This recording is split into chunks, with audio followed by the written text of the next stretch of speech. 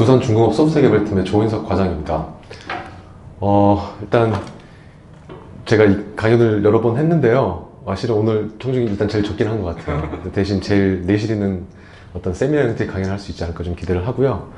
일단 제가 듣기로는 좀 개발자분들이 주로 오신 걸로 알고 있는데 맞나요? 혹시 개발자가 아니신 분들 계세요? 혹시 기획자나 디자이너? 롤이 어떻게 되시나요? 기획 쪽이신가요? 또 디자이너 쪽이시고요. 네네. 실은 오늘 저도 이제 제 소개를 잠깐 드리겠지만 저도 이제 개발자고요. 이제 실은 조직 특성상 개발만 하지는 못하는 그런 상황인데, 그런 차원에서 어떻게 하면은 어떤 제대로 된 제품을 개발할 수 있을까를 고민을 하면서 저희가 진행했던 실제 사례를 좀 공유하려고 이 자리에 모였습니다. 그래서 이 build the right thing에 이제 right이 대문자로 써있지 않습니까? 그래서 보통 우리가 소프트웨어 제품을 개발을 할 때 build the thing right and fast는 되게 잘해요. 정말 제대로 개발하고 빨리빨리 개발하는 건 잘하고 있고 측정하기도 되게 쉽습니다. 여기까지 하기로 했으니까 잘했네, 이건 가능한데, 근데 우리가 지금 만들고 있는 그 소프트웨어가 실제로 내가 생각하는 엔드 유저한테 정말 가치를 전달하고 있는지, 그게 올바른 제품인지를 판단하기가 되게 쉽지가 않습니다. 그런 도구들도 많이 부족하고요. 그래서 제가 이제 피보탈 랩스랑 같이 경험했던 그런 사례를 좀 공유 드리겠습니다. 일단 오늘 제 소속사를 보시고 좀 의아해 하셨을 것 같아요. 두산중공업이라니. 예? 두산정보통신도 아니고, 그렇죠? 그래서 간단하게 제 소개를 간단하게 드리고, 또 제가 뒤에 있는 저희 비즈니스 로직을 설명을 드리려면 회사 소개를 잠깐 좀 해야 됩니다. 그래서 간단하게 설명드린 다음에 이제 진행을 좀 할게요. 저는 2004년도에 이제 컴퓨터공학 전공을 해서 졸업을 했고요. 특이하게 졸업을 하고 군대를 소프트웨어 개발병으로 이제 입대를 합니다. 그래서 2년 동안 중령님이랑 같이 앉아가지고 소프트웨어 개발했고요. 그 다음에 현대정보기술에 잠깐 들어갔다가 삼성 SDS에서 이제 7년 넘게 근무를 했습니다. 그래서 SDS에서는 초반에 2년은 안녕하세요. 제가 방금 군대 얘기했는데 저희 군대 선임님 우리 신영배 선배님 계시네요. 반갑습니다. 이거 한국에 계시네요. 일본에 계신 줄 알았더니. 예. 그리고 초반에 2년은 제가 방법론 팀에 있었어요. 그래서 저희 표준 프로세스랑 표준 플랫폼을 이제 개발자들한테 알리는 역할을 하다가 코딩을 좀 훨씬 더 많이 하고 싶다 이렇게 얘기를 해서 제가 프레임워크 그룹으로 전배 와가지고 이제 애니프레임 엔터프라이즈 버전을 특정 컴포넌트를 좀 만들게 됐습니다. 그래서 5년 동안 좀 대형 엔터프라이즈급 SI 프로젝트에서 개발자 한 200~300명 정도 들어가는 프로젝트에서 경험 좀 했었고, 이제 SI를 좀 하다 보니까 도저히 더 못 있겠더라고요. 그래서 내가 좀 더 주도적으로 내 일을 좀 하고 싶다 그렇게 생각을 하는 그 와중에 두산중공업에서 소프트웨어 센터를 신설을 했어요. 그래서 처음으로 소프트웨어 전문가들을 이제 고용을 합니다. 그래서 그때 제가 초창기 멤버로 조인을 해서 지금 3년 반 정도 근무를 하고 있습니다. 주로 백엔드 위주의 자바 스프링 기반의 어플리케이션 개발을 했었고, 여기 와서는 좌이반 타이반으로 이제 풀스택까지 좀 커버를 하고 있는 상황입니다. 네. 그리고 아까도 말씀드렸지만 조직이 아무래도 두산중공업이다 보니까 개발 말고도 좀 기획서 업무라든지 또 소프트 개발을 어떻게 해야 되는지 이런 프로세스 정형화해서 또 알리고, 또 소프트웨어 전혀 모르시는 저희 회사분들 돌아다니면서 소프트웨어 이렇게 개발해야 됩니다 이렇게 얘기하고 좀 그런 일도 좀 하고 있습니다. 그래서 이제 인트로 잠깐 하고 피보탈 랩스에 대해서 잠깐 설명드린 다음에 피보탈 랩스에서 했던 프로세스가 이제 디스커버리 앤 프레이밍, 그 다음 딜리버리가 있습니다. 그 과정 설명드리고 이제 Q&A 하는 형태로 좀 진행할게요. 실제로 이 발표를 제가 스프링 캠프에서 45분 발표를 했거든요. 혹시 스프링 캠프 가셨던 분 계시나요? 올해? 스프링 캠프? 있으시죠? 이번에 화두가 RX 자바 했잖아요. 토비 일리민 오셔가지고 발표 많이 하셨는데, 제가 이제 트랙이 2개인데, 옆 트랙이 일리민님 트랙이었어요. 사람들이 의자가 없어가지고 계단에 앉아서 듣고 있는데, 제 강의장은 사람이 별로 없었거든요. 그래서 되게 뭐랄까, 서운했었어요. 근데 그 뒤로도 다른 연사분들이 저랑 이제 리허설 하면서 내용을 보고서는 지금 다른 회사에서 많이 와서 좀 강의를 했으면 좋겠다고 해서 45분짜리 발표했는데 1시간 10분씩 하다가 최종에는 거의 2시간까지 하게 되더라고요. 그래서 오늘 제가 진행을 하면서 장표 중간중간에 질문이 있으시거나 좀 나누고 싶은 내용이 있거나 그러시면 서슴없이 그냥 손 들고 얘기 좀 해주시면 좋겠습니다. 네. 그렇게 해서 맥시멈 2시간 생각하고 있습니다. 근데 벌써 15분이 지났네요. 그래서 네, 좋습니다. 그래서 인트로입니다. 저희 회사 잠깐 설명을 드리자면 이 전형적인 하드웨어 컴퍼니예요. 두산중공업이 뭐 하는 회사인지 정확히 잘 아시나요?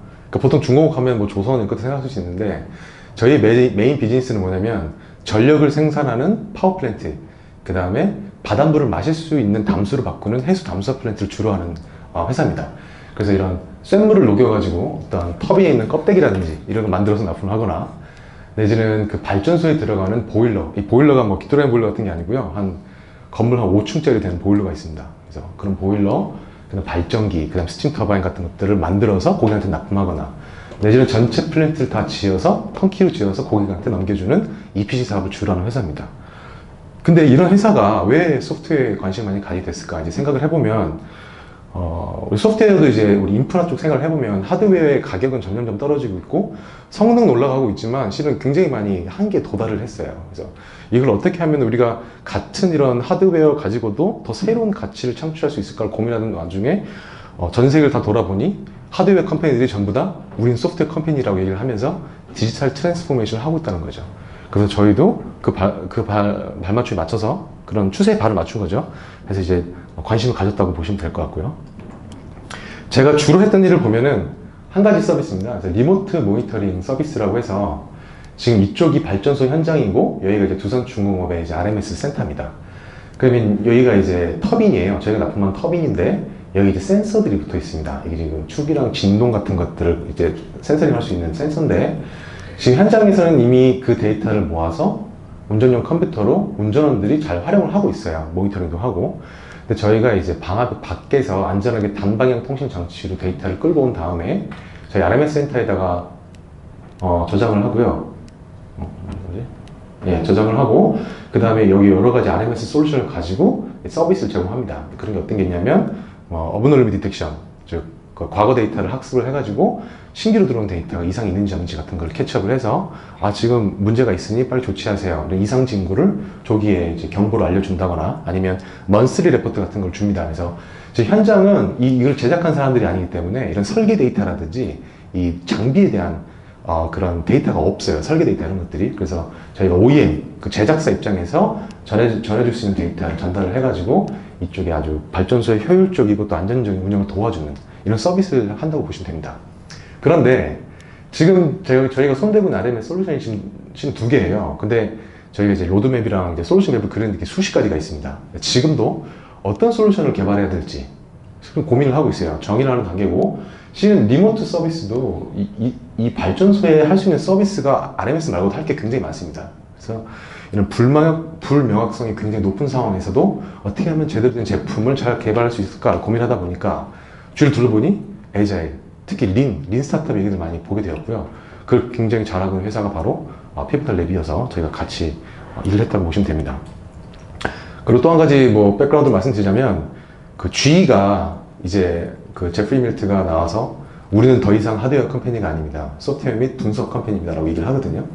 근데 그때 GE가 피보탈 랩스에 굉장히 많은 돈을 투자를 해요. 그래서 105밀리언 달러를 투자를 하면서, 거기는 보니까 이제 투자를 하면 가불관계가 생성이 되더라고요.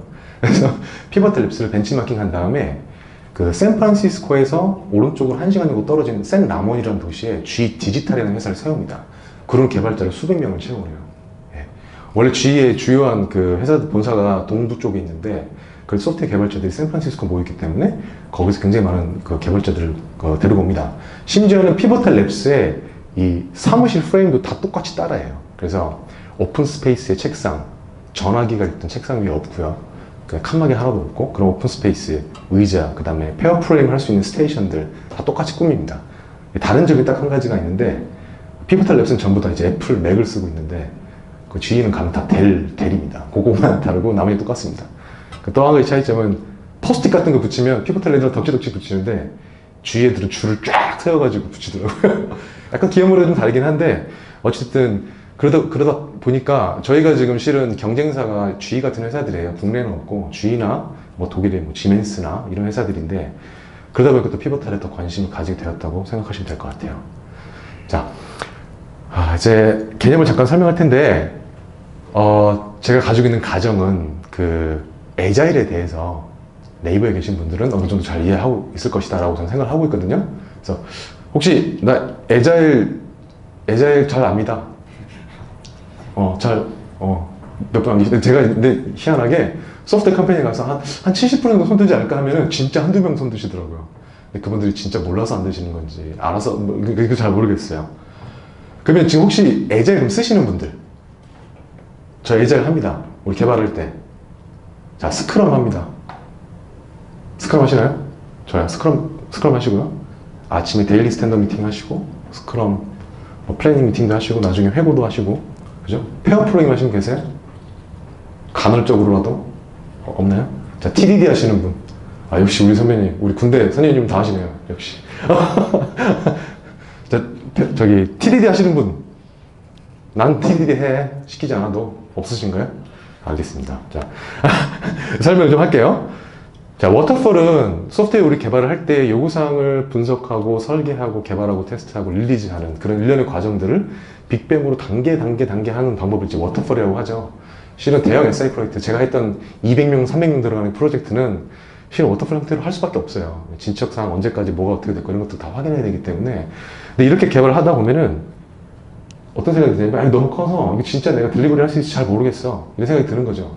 소프트웨어 자체가 굉장히 처음은 추상적이기 때문에.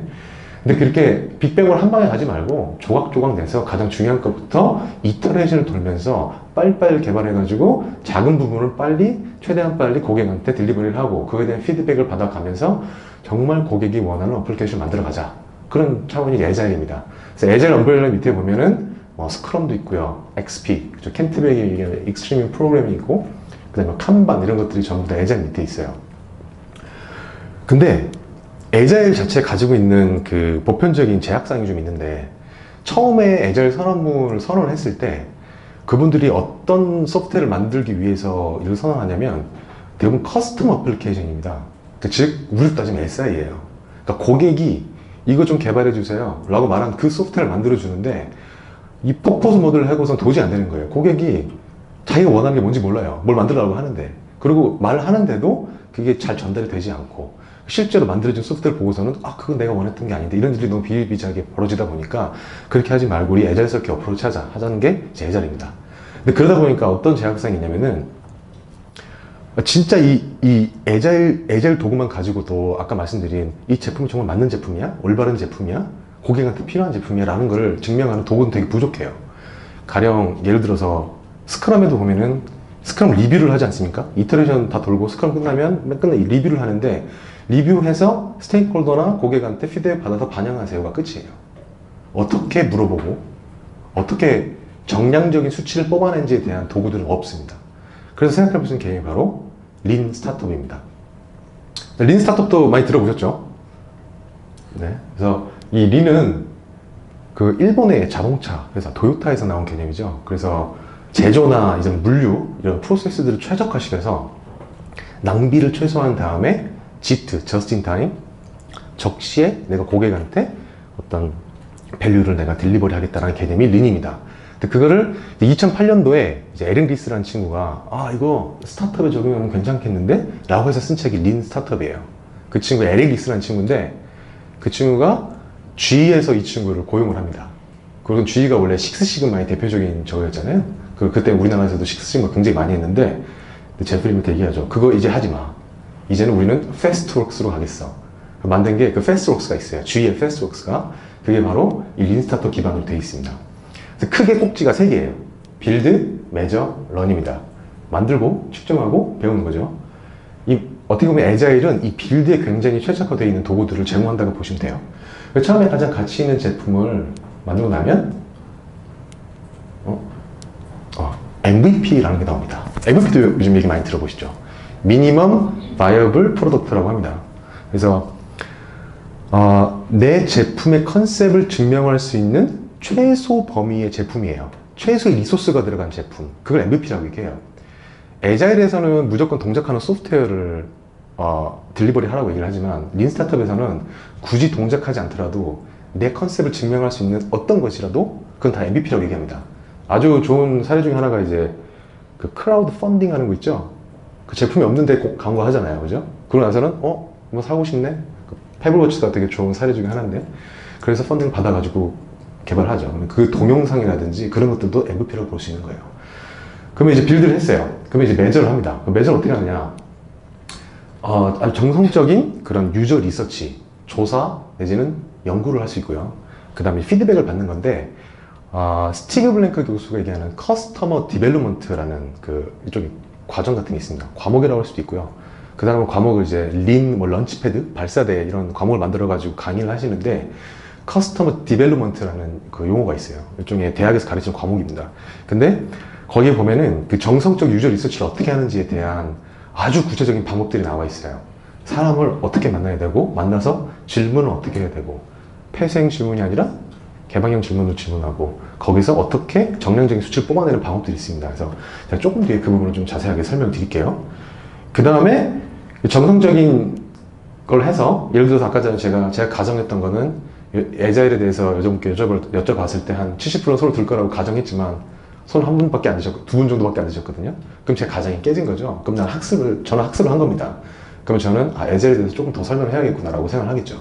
그렇게 방향을 트는 거를 이제 피봇이라고 얘기를 합니다. 내지는 지금 컨셉이 맞아요. 예를 들어서 70% 다 손 드셨습니다. 그럼 저는 그 장표를 바로 스킵할 수도 있었겠죠. 그죠?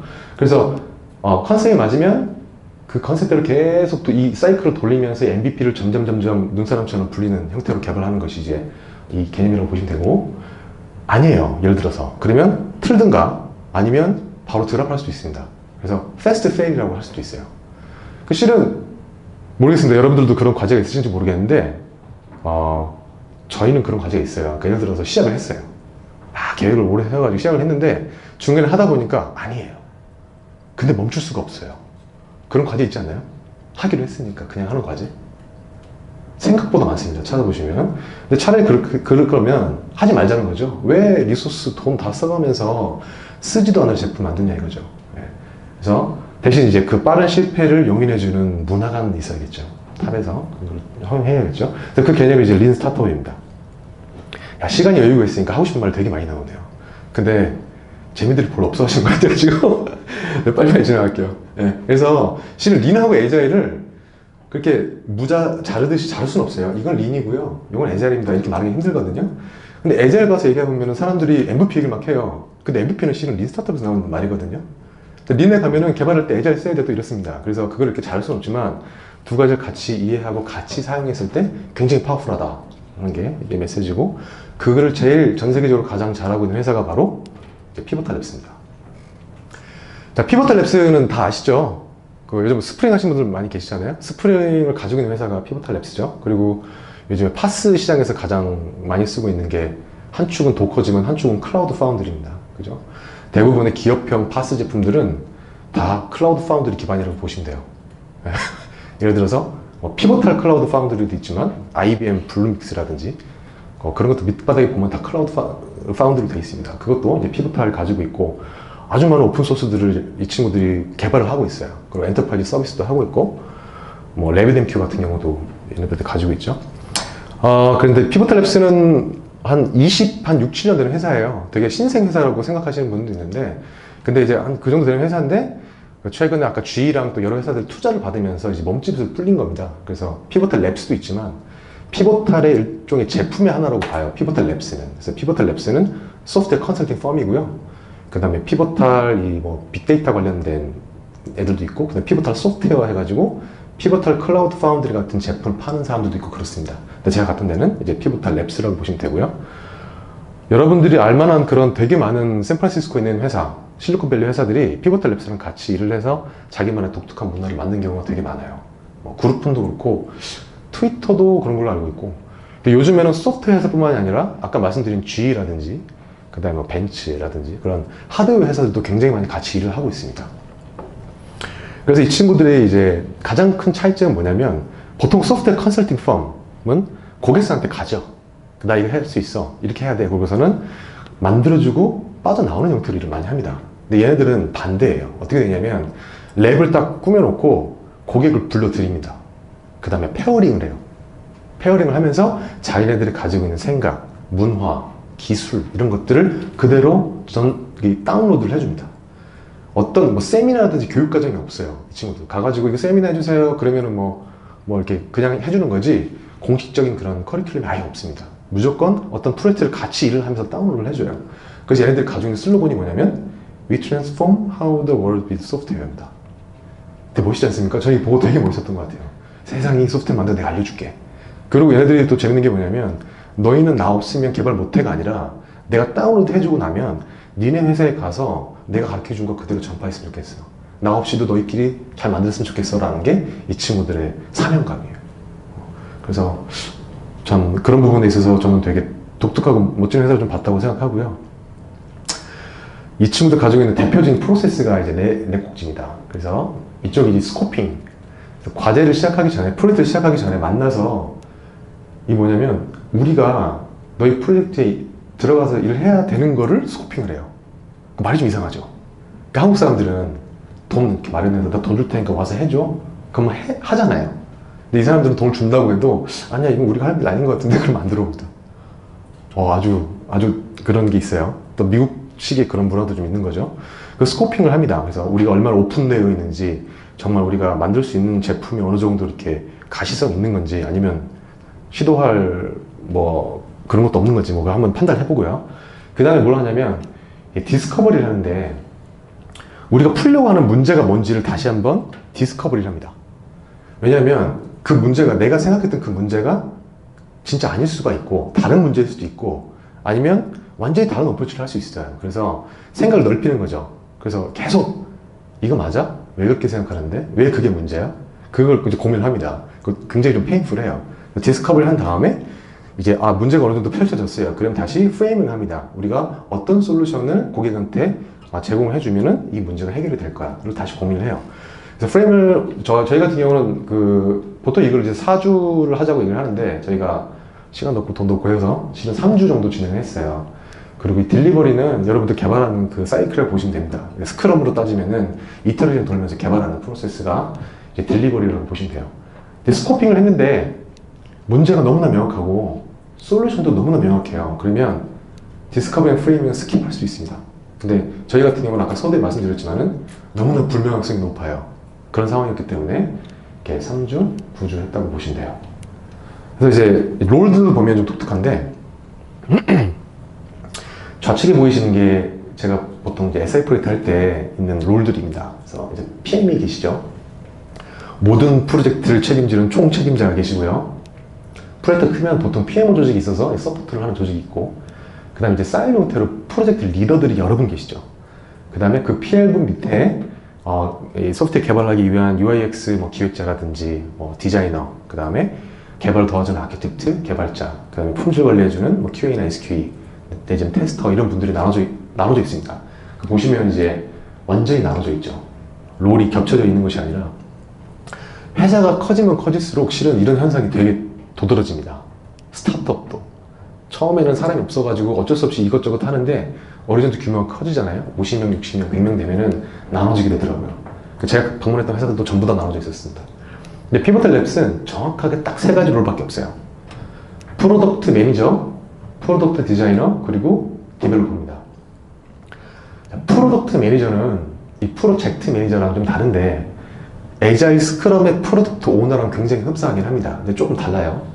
근데 프로덕트 매니저는 일단 그 요구사항을 유저 스토리로 적는 주체고요. 그 다음에 프라이어타이징, 그러니까 우선순위가 뭔지를 명확하게 디파인하는 사람이 프로덕트 매니저입니다. 그 프로젝트 진행할 때 깔려있는 뭐 리스크라든지 이런 것들을 해지하고 이런 책임을 가져가는 친구가 프로덕트 매니저인데 그러면 그 프로덕트 매니저랑 프로젝트 매니저랑 차이가 뭡니까? 라고 물어보신다면 저는 보통 이제 영화를 만드는 거랑 비교를 좀 하거든요. 그래서 영화 만들려면 제작사가 이런 영화 만들 거야 해놓고서는 언제부터 언제까지가 제작 기간이고 돈은 얼마나 들 거고 스태핑은 어떻게 할 거고 이렇게 고민을 하겠죠. 그리고 프로젝트를 관리하겠죠. 그대로 제대로 가는지. 근데 영화 찍으려면 누가 있어야 되죠? 최소한 감독이 있어야겠죠. 감독은 자기가 지금까지 살아오면서 영화를 찍으면서 생각했던 사상이라든지 그런 것들을 녹여서 뭐 시나리오도 검토할 거고 아니면 직접 쓰거나 아니면 연기까지 지도를 하면서 정말 제대로 된 영화, 아주 아름답고 멋진 영화를 만들기 위해서 노력을 합니다. 그 역할이 프로덕트 매니저랑 굉장히 닮았습니다.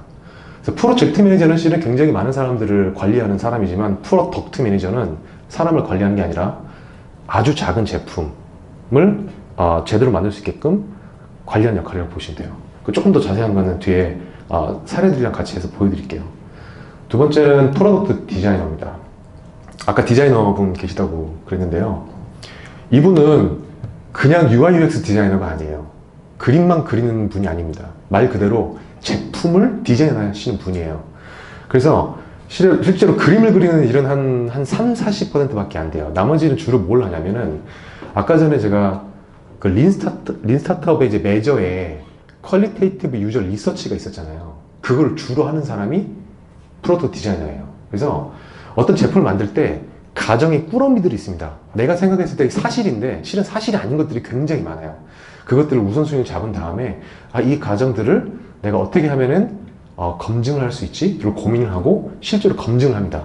사용자를 만나서 인터뷰를 실제로 하고요. 거기서 받은 인사이트를 자기가 정리를 해서 다시 팀한테 전달을 해주는 그 역할을 프로덕트 디자이너라고 합니다. 그 실은 이 피보탈 랩스의 프로세스에 굉장히 중요한 역할이에요. 근데 국내에는 이런 분들이 별로 없죠. 보신 적 있어요?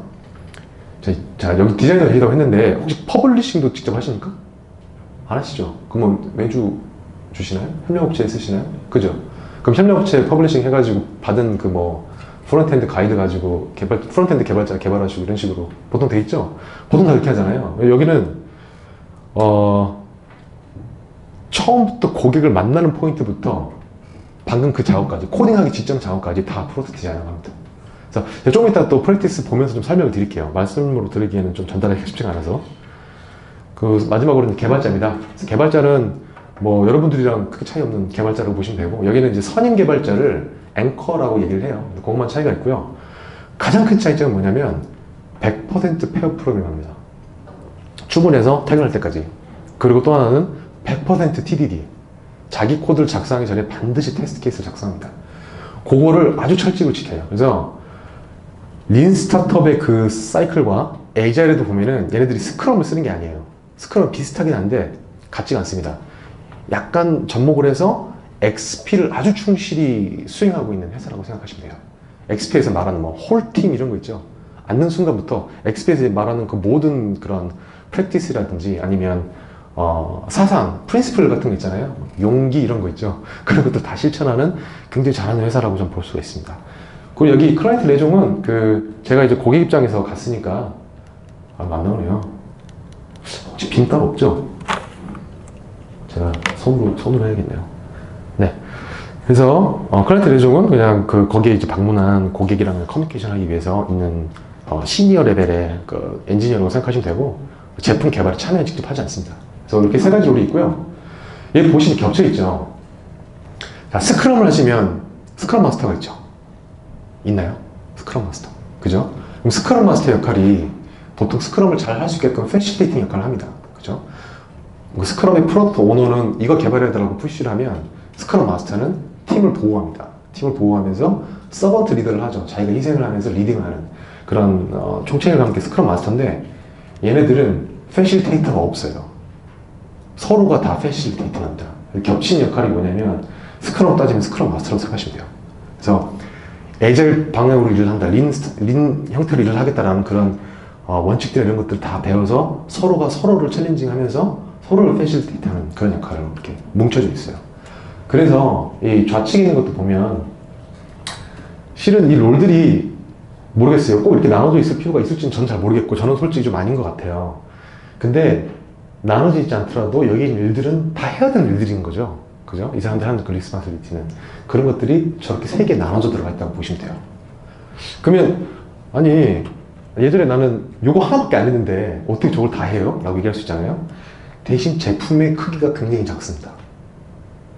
아주 소수 인원. 그러니까 뭐 아마존에서는 2피자 팀 얘기를 하죠. 2개의 피자를 한 번씩 살 때 먹을 수 있는 정도 인원수, 한 6, 7명, 8명, 10명이 넘지 않은 그런 인원수가 개발할 수 있는 작은 범위의 제품만을 핸들링하기 때문에 저 세 가지 롤로도 충분히 가능하다고 저는 보여집니다. 그렇게 롤들이 있고요. 그렇다면 이 팀에 책임을 지는 사람 누굽니까? 프로덕트 매니저인가요? 그렇지 않습니다. 여기서는 어떻게 되냐면 여기 아래쪽에 있는 저 슬라이드에 보면은 나와 있는데, 스크럼에 보면 프로덕트 오너만이 스테이크홀더랑 얘기를 해요. 그리고 그 프로덕트 오너가 아닌 다른 사람들은 이 팀 밖에 있는 사람들이랑 얘기를 하지 말라고 합니다. 그래서 완전히 그 컨택 포인트가 하나가 되는 거죠. 근데 이제 거기 보면은 너무 힘들다 이거죠. 너무 외롭고 왜 굳이 그렇게 해야 돼? 라는 식의 그런 얘기를 해요. 그래서 그 어떤 특정한 사람한테 책임지라는 것이 아니라 이 세 개의 롤을 가진 사람들이 다 같은 크기의 리스폰시빌리티를 가지고 일을 해야 된다라는 얘기를 하면서 밸런스 팀을 굉장히 강조를 합니다. 그래서 오너십을 서로 나눠 가져라. 저 프로펠러가 길이가 하나라도 작으면 제대로 돌아가지 않을 거잖아요. 그래서 같은 리스폰시빌리티를 가지고 서로 협업하면서 문제가 생기면 특정 인력을 블레임하지 말고 팀이 해결해라. 이 제품을 개발하는 거는 팀이다. 뭐 이런 밸런스 팀 얘기를 많이 합니다. 그래서, 네, 그래서 여기까지가 이제 인트로고요. 혹시 지금까지 말씀드린 것 중에 궁금하신 거 있나요? 네, 물 한 모금 마시겠습니다. 자, 그러면 앞서 말씀드린 것들 제가 실제로 어떻게 진행했는지 말씀드릴게요. 제가 이제 개발자라고 말씀드렸잖아요. 제 입장에서 봤을 때 이 디스커버리 앤 프레이밍 하는 것 자체가 굉장히 신선했어요. 아, 세상에 소프트웨어 개발할 때 이렇게 할 수 있구나. 그럼 처음에 이렇게 생각했죠. 이거 지금 개발자가 하는 게 맞는 건가 하는 생각도 많이 들었거든요. 근데 지금은 개발자를 포함한 모든 팀원들이 이런 액티비티를 해야 된다고 저는 솔직히 믿어요. 저희는 좀 실천을 하고 있고, 그래서 어떤 것들을 했는지 제가 하나하나씩 좀 소개해 드리겠습니다. 첫 번째, 페르소나입니다. 혹시 페르소나 그려보신 분 계세요? 네이버에 왠지 계실 것 같은데. 없어요? 있으시죠? 네. 페르소나가 이제 가면이죠? 가면이라는 뜻인데, 가상의 고객입니다. 그러면 내가 지금 만들고자 하는 그 소프트웨어 제품의 실제 엔드 유저를 제가 디파인을 해보는 거예요. 그래서 보시면 지금 이 왼쪽 위가 제 페르소나입니다. 그래서 가장 중요한 엔드 유저인데, 저희가 이제 보일러 사업한다고 말씀드렸잖아요. 그 보일러를 납품했을 때 그 보일러를 운전하는 보일러 운전원이에요. 그래서 이름이 이제 김입니다. 김. 그냥 이름 지어주더라고요. 한국 사람들 김 많잖아. 그래서 김 딱 주더라고요. 그 다음 왼쪽에 있는 구름을 보면은 그 사람이 그 사람의 해피 패스, 일을 할 때 가장 해피한 패스가 뭐야? 그걸 적습니다. 그게 뭐냐면, 보일러가 굉장히 효율적으로 운전되고 있어. 이 말은 뭐냐면, 석탄을 좀 적게 떼고 전기를 많이 만들어냈다는 얘기예요. 그리고 어디서 지금 일을 하고 있는지, 그 근무 환경이 몇 명 중에 한 명이고, 그 사람이 예를 들어서 어떤 책상에서 어떤 모니터를 보고 이런 거 전부 다 이제 디파인 해봅니다. 그 다음에 이제 아래쪽에 보면 데모그래픽스인데, 이 사람이 실제로 나이가 몇 살인지, 거기서 몇 년이나 근무를 했는지, 그리고 사는 데는 어디인지, 이런 것까지 다 디파인 해요. 스마트폰을 쓰는지 안 쓰는지, 그리고 스마트폰이 있으면 그거를 일할 때 쓸 수 있는지 없는지 같은 것도 생각해 봅니다. 전략을 짤 수 있을 때 반드시 필요하겠죠. 그 다음 저쪽 비헤이버는 이 사람이 아침에 딱 일어나서 이제 다시 눈을 감고 잘 전까지 하는 것들 쭉 정리해 보는 거예요. 아침에 일어나서 뭐 30분 동안 차를 타고 통근을 해가지고 출근을 해서 8시간 교대 근무를 하고, 뭐 보통 일반적으로 책상에 앉아서 뭐 뭘 보고 있다가 뭐 어떻게 조치를 한다, 이런 것도 다 정리를 해봅니다. 그 다음에 아래쪽에 보면 니즈랑 고를 적죠. 여기 보면은 플랜트가 다운되지 않고 잘 돌고 있으면 좋겠어, 효율적으로 운전됐으면 좋겠어 하는 니즈랑 골 같은 것들을 정리를 해봅니다. 그걸 통해서 이 사용자가, 실제 우리가 지금 딜리버리 하는 제품의 사용자가 누군지 디파인을 해보고, 우리가 알고 있는 사실들 한번 나열을 해보는 거죠. 그리고 우리가 제품을 개발할 준비가 되었는지 확인할 수가 있습니다. 두 번째는 비즈니스 모델 캔버스입니다. 아마 린 스타트업 책을 보셨거나 조금만 관심을 가졌더라면 한 번쯤은 꼭 보셨을 거예요. 그리고 혹시 뭐 사업 같은 것도 계획하시는 분 계시면 아마 보셨을 것 같은데, 일단 좌측 상단에 보면은 우리 고객이, 그러니까 엔드 유저가 누구고 그 친구가 갖고 있는 문제점이 무엇인데, 그걸 해결할 수 있는 솔루션은 무엇이며, 솔루션을 제공했을 때 얻는 가치는 뭐냐를 디파인 해봅니다. 그걸 통해서 정말 고객이 원하는 제품인가를 생각을 해보고요. 두 번째는 이제 엔진 오브 그로스는 우리가 제품을 이렇게 성장시킬 수 있는 동력을 얘기를 하는 거예요. 그래서 뭐 구두를 전파할 수도 있을 거고, 이 제품 너무 좋아, 사람들이 입소문 타봐가지고 전파할 수도 있을 거고, 아니면 락인 스티키 정책을 할 수 있겠죠. 플랫폼 깔아놓고 도망 못 가게끔 한다거나, 아니면 마케팅 플랫폼 같은 걸 써서 돈을 좀 써가지고 전파할 수도 있겠죠. 그 다음에 지금 보면 위쪽은 이 제품이 딜리버리가 됐을 때 이득을 얻는 애들은 누구고, 우리 경쟁업체, 손실을 얻는 애들은 누군지 생각해보고, 고객한테 딜리버리 할 수 있는 채널은 무엇인지를 생각해봅니다. 그래서 정말 피지빌리티, 우리가 딜리버리 할 수 있는가, 정말 우리가 만들어가지고 성장시킬 수 있는가를 생각을 해보고요. 그 다음에 이거를 만들기 위해서 돈이 얼마나 드는데 얼마를 벌게 될 거야 고민을 해보면서 사업성이 있는지 생각해봅니다. 자, 물론 이걸 해보면 굉장히 어렵고 정말 토시 하나 틀리지 않게 할 수는 없어요. 근데 중요한 건 뭐냐면 그 일을 하는 팀원들이 같이 모여서 이걸 한 번씩 짚어보면서 서로의 눈높이를 맞출 수가 있어요. 그리고 누군가는 이해를 하고 있고 누군가는 이해하지 못하는 것들을 같이 이렇게 상향 평준화 시킬 수 있습니다. 싱크를 맞추면서요. 그리고 채우시다 보면은 페르소나도 그렇고 이제 구멍이 뻥뻥 뚫립니다. 뭐지? 아, 이거 만들어가지고 이 솔루션 이건데 고객이 얻는 가치는 뭐야? 이게 분명히 있어요. 내지는 뭐 고객이 원하고 우리가 만들 수도 있는데 돈이 안 돼요. 그러면 해야 됩니까? 그쵸. 그런 것도 한번 고민해 볼 수 있겠죠. 그래서 그런 구멍들이 뻥뻥 뚫렸을 때 성급하게 어떤 제품을 개발하지 말고 페르소나나 이런 구멍을 메꾸는 작업들을 먼저 하시라는 게 훨씬 더 효율적인 개발을 할 수 있다라는 게 이제 메시지라고 보시면 될 것 같습니다. 그래서 저희는 과제 처음 시작할 때 이걸 꼭 한 번씩 하고 중간에 좀 피벗 같은 걸 해야 된다고 하면 다시 한번 그려보고 그렇습니다. 그 다음에 이제 스테이크홀더 맵입니다. 이거는 이해관계 당사자에 대한 그 맵을 그린 거예요. 그래서 아, 이게 낫겠군요.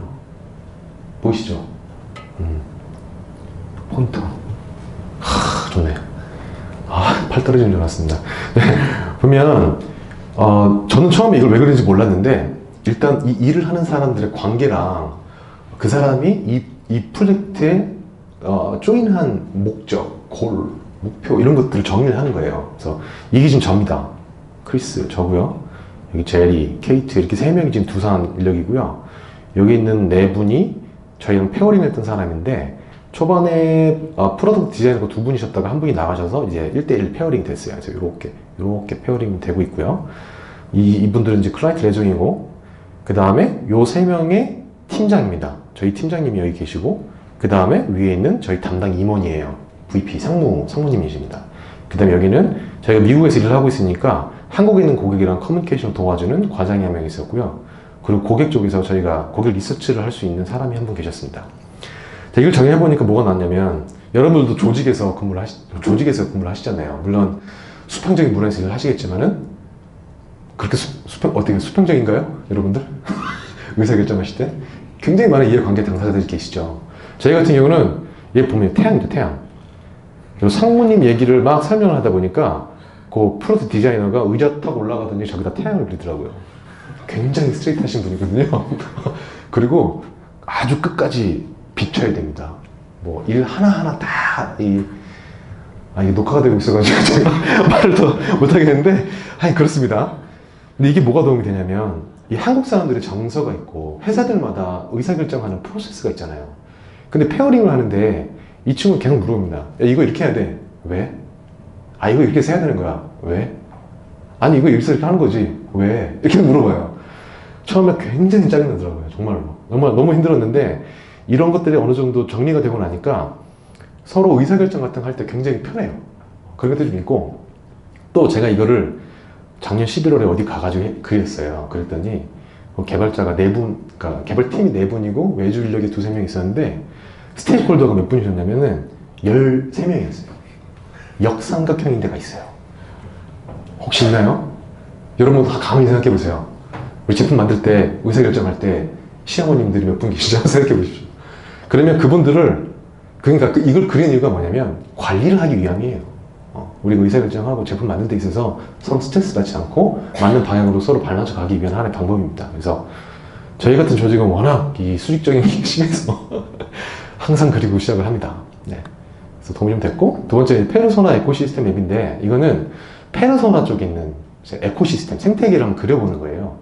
그래서 저희 고객 거는 이제 보안상 제가 가져오지 못했고 인터넷 뒤져보니까 이게 이제 베케이션 플래너입니다. 휴가 계획을 세운 어떤 시스템인가 봐요. 그리고 이 친구가 이제 이 페르소나예요. 35살의 여자분이시고 결혼하셨고 애가 2명 있고 그러면 이분이 이 베케이션 플래너를 사용하게끔 영향을 주는 사람들의 맵을 먼저 그립니다. 자기 이제 부모님도 계시고요. 자기 직계 가족들이 있을 거고, 또 어떤 뭐 가격 비교 사이트 같은 것도 있겠죠. 예, 여행 뭐 호텔 비교 사이트, 뭐 숙박업체, 뭐 비행기 뭐 이런 거.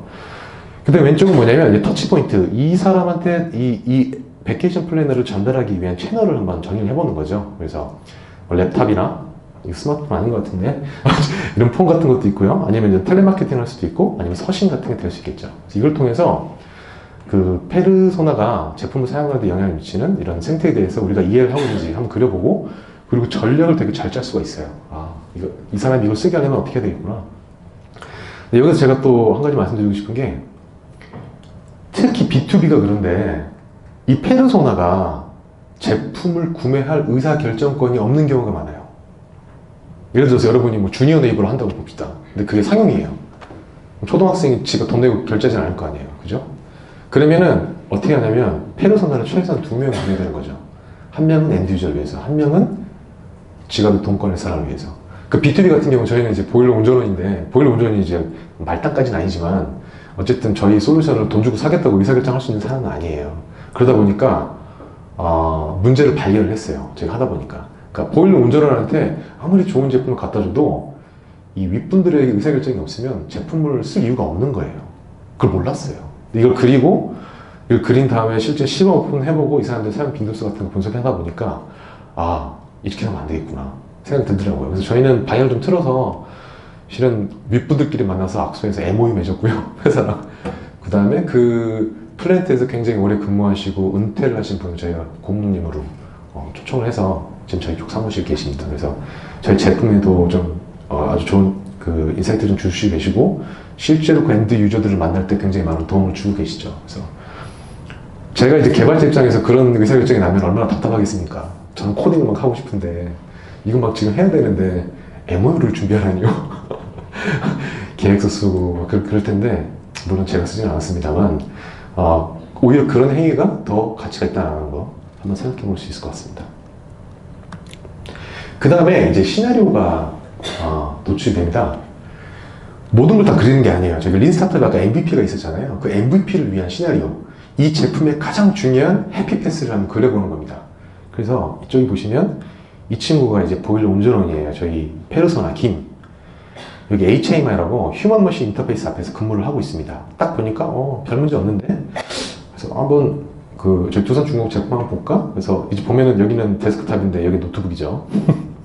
이유가 있습니다. 여기는 이제 폐쇄망이어서 인터넷을 쓰기가 되게 어려워요.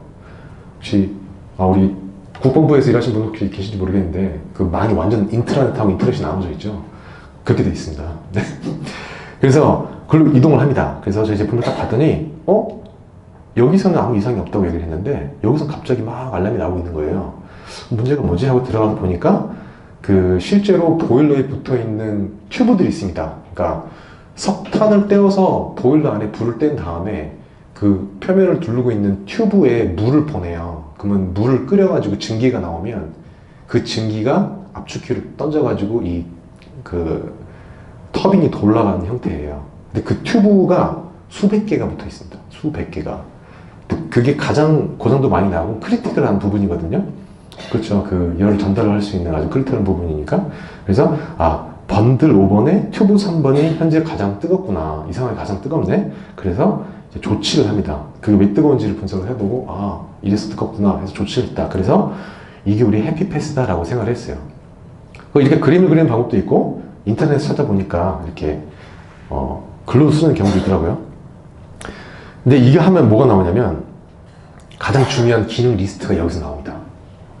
자, 요 첫 화면 나오죠. 첫 화면 무슨 내용을 보여줘야 될지, 그 다음에 알람 기능, 그 다음에 분석 기능, 그 다음에 조치 기능, 이런 것들이 나와요. 그래서 초반에 어떤 기획하신 분도 계시다고 했는데 가장 중요한 기능들이 이런 것들이 있겠구나라는 것들이 이제 시나리오 나오고 MVP를 만들 수 있는 이제 뼈대를 만들어 줍니다.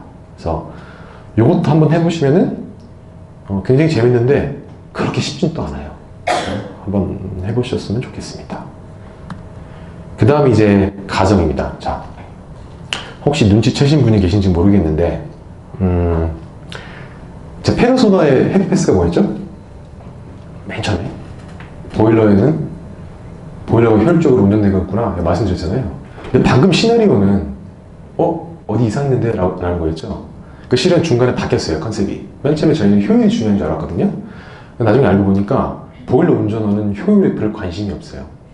자기는 오늘 하루 잘 보냈으면 좋은 거예요.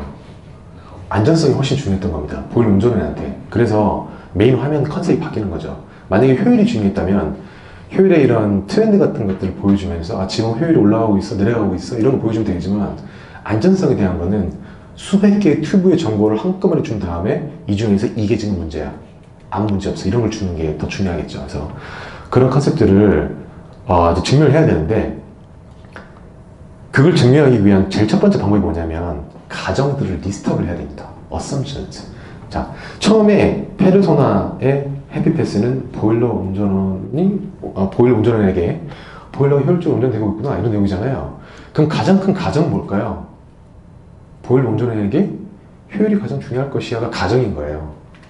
근데 저희가 이 프로젝트를 하기 전에 실은 수개월 동안 수천만 원, 수억의 돈을 들여서 리서치를 했어요.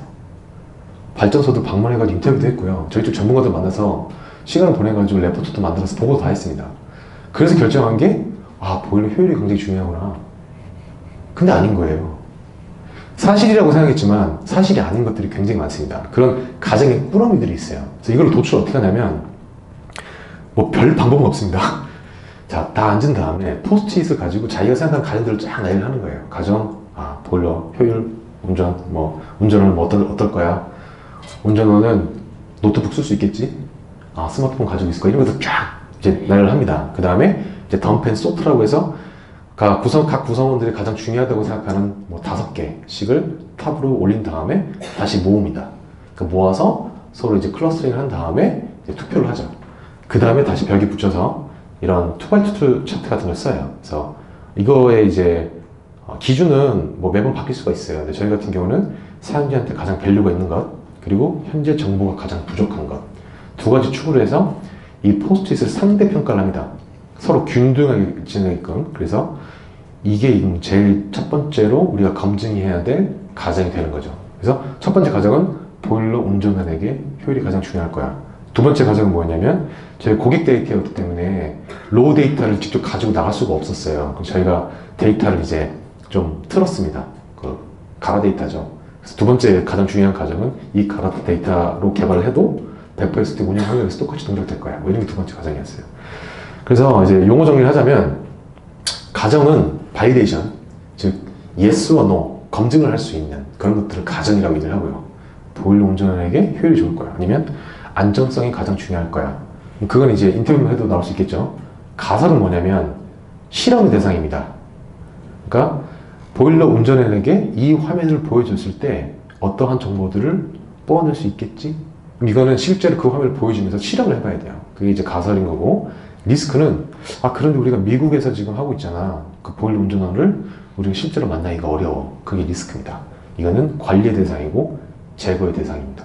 그래서 이걸 다 나눠서 저희가 리스트업을 했고 우선순위를 정한 다음에 위에서부터 쳐나가는 작업을 했어요. 그러면은 프로덕트 디자이너나 프로덕트 매니저는 실은 이 가정들을 검증하는 작업을 굉장히 좀 많이 했고, 그 다음에 프로덕트 매니저는 실은 이 리스크 관리 많이 했죠. 그래서 이런 것들, 그 실험을 계속 했고요. 그래서 용어들을 잠깐 한 다음에, 자, 그러면 이제 엔드 유저를 만나잖아요. 그럼 어떻게 이제 리서치를 해야 되는지, 그에 대한 장표입니다. 그래서 이 그림을 잠깐 볼게요. 보시면 이 친구가 개발을 했어요. 요걸 만들었습니다. 그러고는 이 두 분을 앉혀놓고 물어보죠. 정말 한쪽으로 치우치지 않은 피드백을 받았으면 좋겠습니다. 그러니까 이제 이분들이 이렇게 얘기하죠. 나는 너의 아이디어가 무척이나 좋구나. 사랑한다더라. 난 네가 자랑스러워. 이렇게 얘기하죠. 물론 부모님 대상으로 만든 제품일 수도 있겠지만 설사 그렇더라도 나의 부모님께 여쭤봤을 때 정말 제대로 된 피드백을 받을 수 있을까? 예스라고 얘기했을 때 그게 정말 예스인가? false positive는 아닌가? 라는 거에 대한 얘기도 있고, 요건 또 이런 얘기예요. 얘네들이 이제 만들었어요. 이제 아주 적당한 클라이언트를 만났습니다. 유저를 만났어요. 그래서 얘기하는 거죠. 저는 이 아이디어가 너무 좋아가지고요. 밤새 주말도 없이 일을 하고 있고요. 심지어 돈도 안 받고 있어요. 정말 저한테 아주 솔직한 피드백을 주겠습니까? 라고 얘기를 하는 거죠. 그럼 실제로 이 사람이 아주 좋은 피드백을 해줄 수 있을까요? 쉽지 않다는 거죠. 그래서 아까 제가 스티브 블랭크의 커스터머 디벨롭먼트, 고객 개발, 그 일종의 방법론이에요. 말씀드렸는데, 그거에 대한 프랙틱스를 이제 써놓은 책이 있습니다. 그게 이제 터킹 투 휴먼스인데, 이걸 쓰신 분이 누구냐면, 피버틀 랩스에서 인수한 프로덕트 디자이너들이 모인 회사 대표예요. 네. 재밌죠? 그러니까 옛날에 피버탈도 외주였나 봐요. 프로덕트 디자인 쪽을. 근데 지금은 이제, 이건 외주로서 안 된다라고 생각을 했던 것 같아요. 그래서 제가, 거기 도착하자마자, 개발자니까 앉아서 바로 이제 개발 환경 셋업을 딱 하려고 했더니, 책상에 책을 하나 툭 던져주더라고요. 그게 이제 이 책입니다. Talking to Humans. 영문책이었는데, 제가 이걸 작년에 번역을 했어요. 작년 10월에. 그래서 여기 링크에 가시면, PDF 버전으로는 무료로 보실 수가 있습니다. 그래서 여기에 뭐가 있냐면, 누구를 만나야 될지, 그다음에 무엇을 배워야 될지, 어떻게 질문을 할지, 어떻게 이해할지, 그러한 내용들이 여기 정리가 되어 있습니다. 그래서 개발자 분들이라도, 뭐 기획자나 디자이너 분들을 꼭 보시면 좋겠고요. 개발자 분들도 한번 관심을 가졌으면 좋겠습니다. 혹시 기획자분들한테 좀 네. 드리면 안 될까요? 그래서 제가 새 거를 가지고 왔고요. 드리려고요. 몇 가지 질문 좀 드리고 답변하시는 분께 드리는 걸로 드릴게요. 제가 한 가지 좀 상황을 좀 만들어 보고 여러분께 질문을 좀 드려보겠습니다. 저는 이게 제일 중요했던 것 같아요. 왜냐면은 이런 걸 얘기하는 사람이 아무도 없어요. 한국에 보면. 근데 이걸 통해 제가 엄청나게 많은 걸 깨달았거든요. 아까도 효율에서 안전으로 옮겨간 케이스가 이것 때문에 아주 쉽게 얻을 수가 있었습니다. 그래서 제가 가정을 한번 해보겠습니다. 제가 그 외국에 온 여행객들한테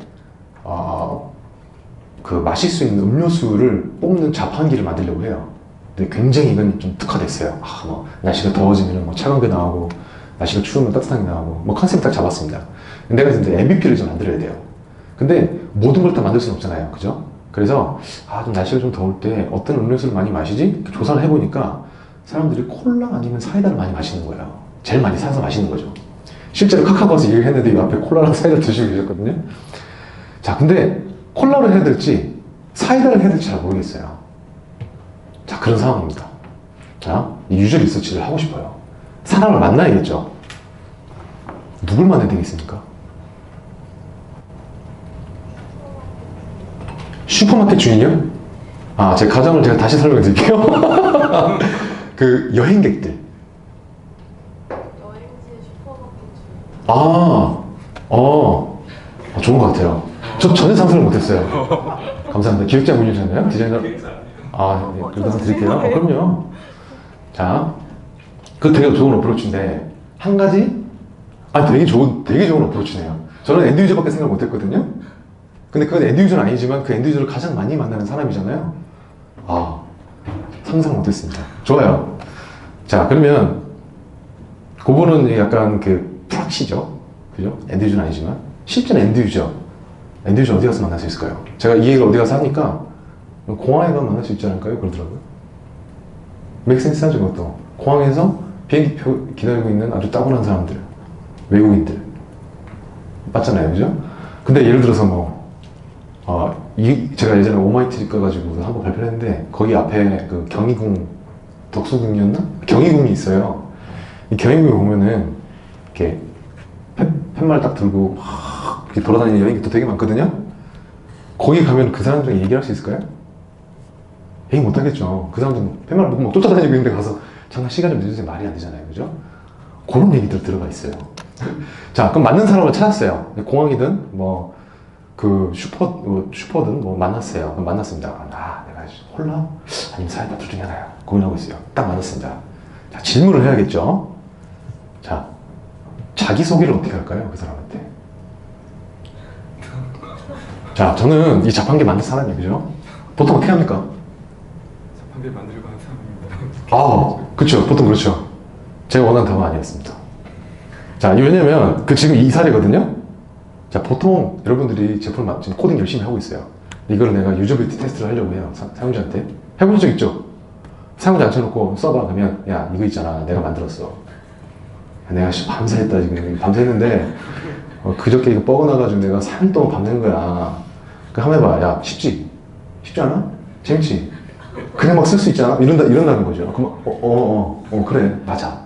정말 최고야. 이렇게 얘기하는 거예요. 그렇게 하지 말라는 거죠. 정답은 뭐냐면 이런 식이에요. 피보탈 랩스에서 저한테 얘기했다는 얘기입니다. 너는 플레잉 덤, 바보 노릇을 해야 된다. 알더라도. 그리고 차라리 뻥을 쳐라. 어떻게 뻥을 치냐면 저 학생입니다. 유저 리서치 배우는 학생이에요. 이렇게 얘기하고 제가 지금 그 여행객들 목마를 때 마실 수 있는 음료수를 좀 이렇게 하려고 하는데 이렇게 시작을 하라는 거예요. 자기 소개 자체를. 자, 그 다음에 질문을 해야 되잖아요. 질문은 어떻게 할까요? 난 사이다 아니면 콜라예요. 콜라 아니면 사이다. 질문 어떻게 해야 될까요? 기획자 어디시죠? 시켜야겠다. 기획자였어요? 아니에요? 아까 기획자 누구? 죄송합니다. 그분 나가셨네요. 기획자였던 어떻게 물어봐야 될까요? 그냥 단순하게 지금 뭐 드시고 싶은지. 지금 뭐 드시고 싶은지, 목이 마르든 안 마르든 간에 딱 만나자마자 뭐 드시고 싶으세요? 이렇게. 일단 선배님도 하나 드려야겠네요. 딴 어때요? 알겠습니다. 자, 한 번만 더 주십시오. 책 드릴게요. 이거 몇 권 없어요, 지금 한국에. 한국어 버전은. 따끈따끈한 거예요, 진짜. 자, 진짜. 없습니까? 자, 보통 이렇게 물어보지 않을까요? 목 마실 때 콜라 드세요? 사이다 드세요?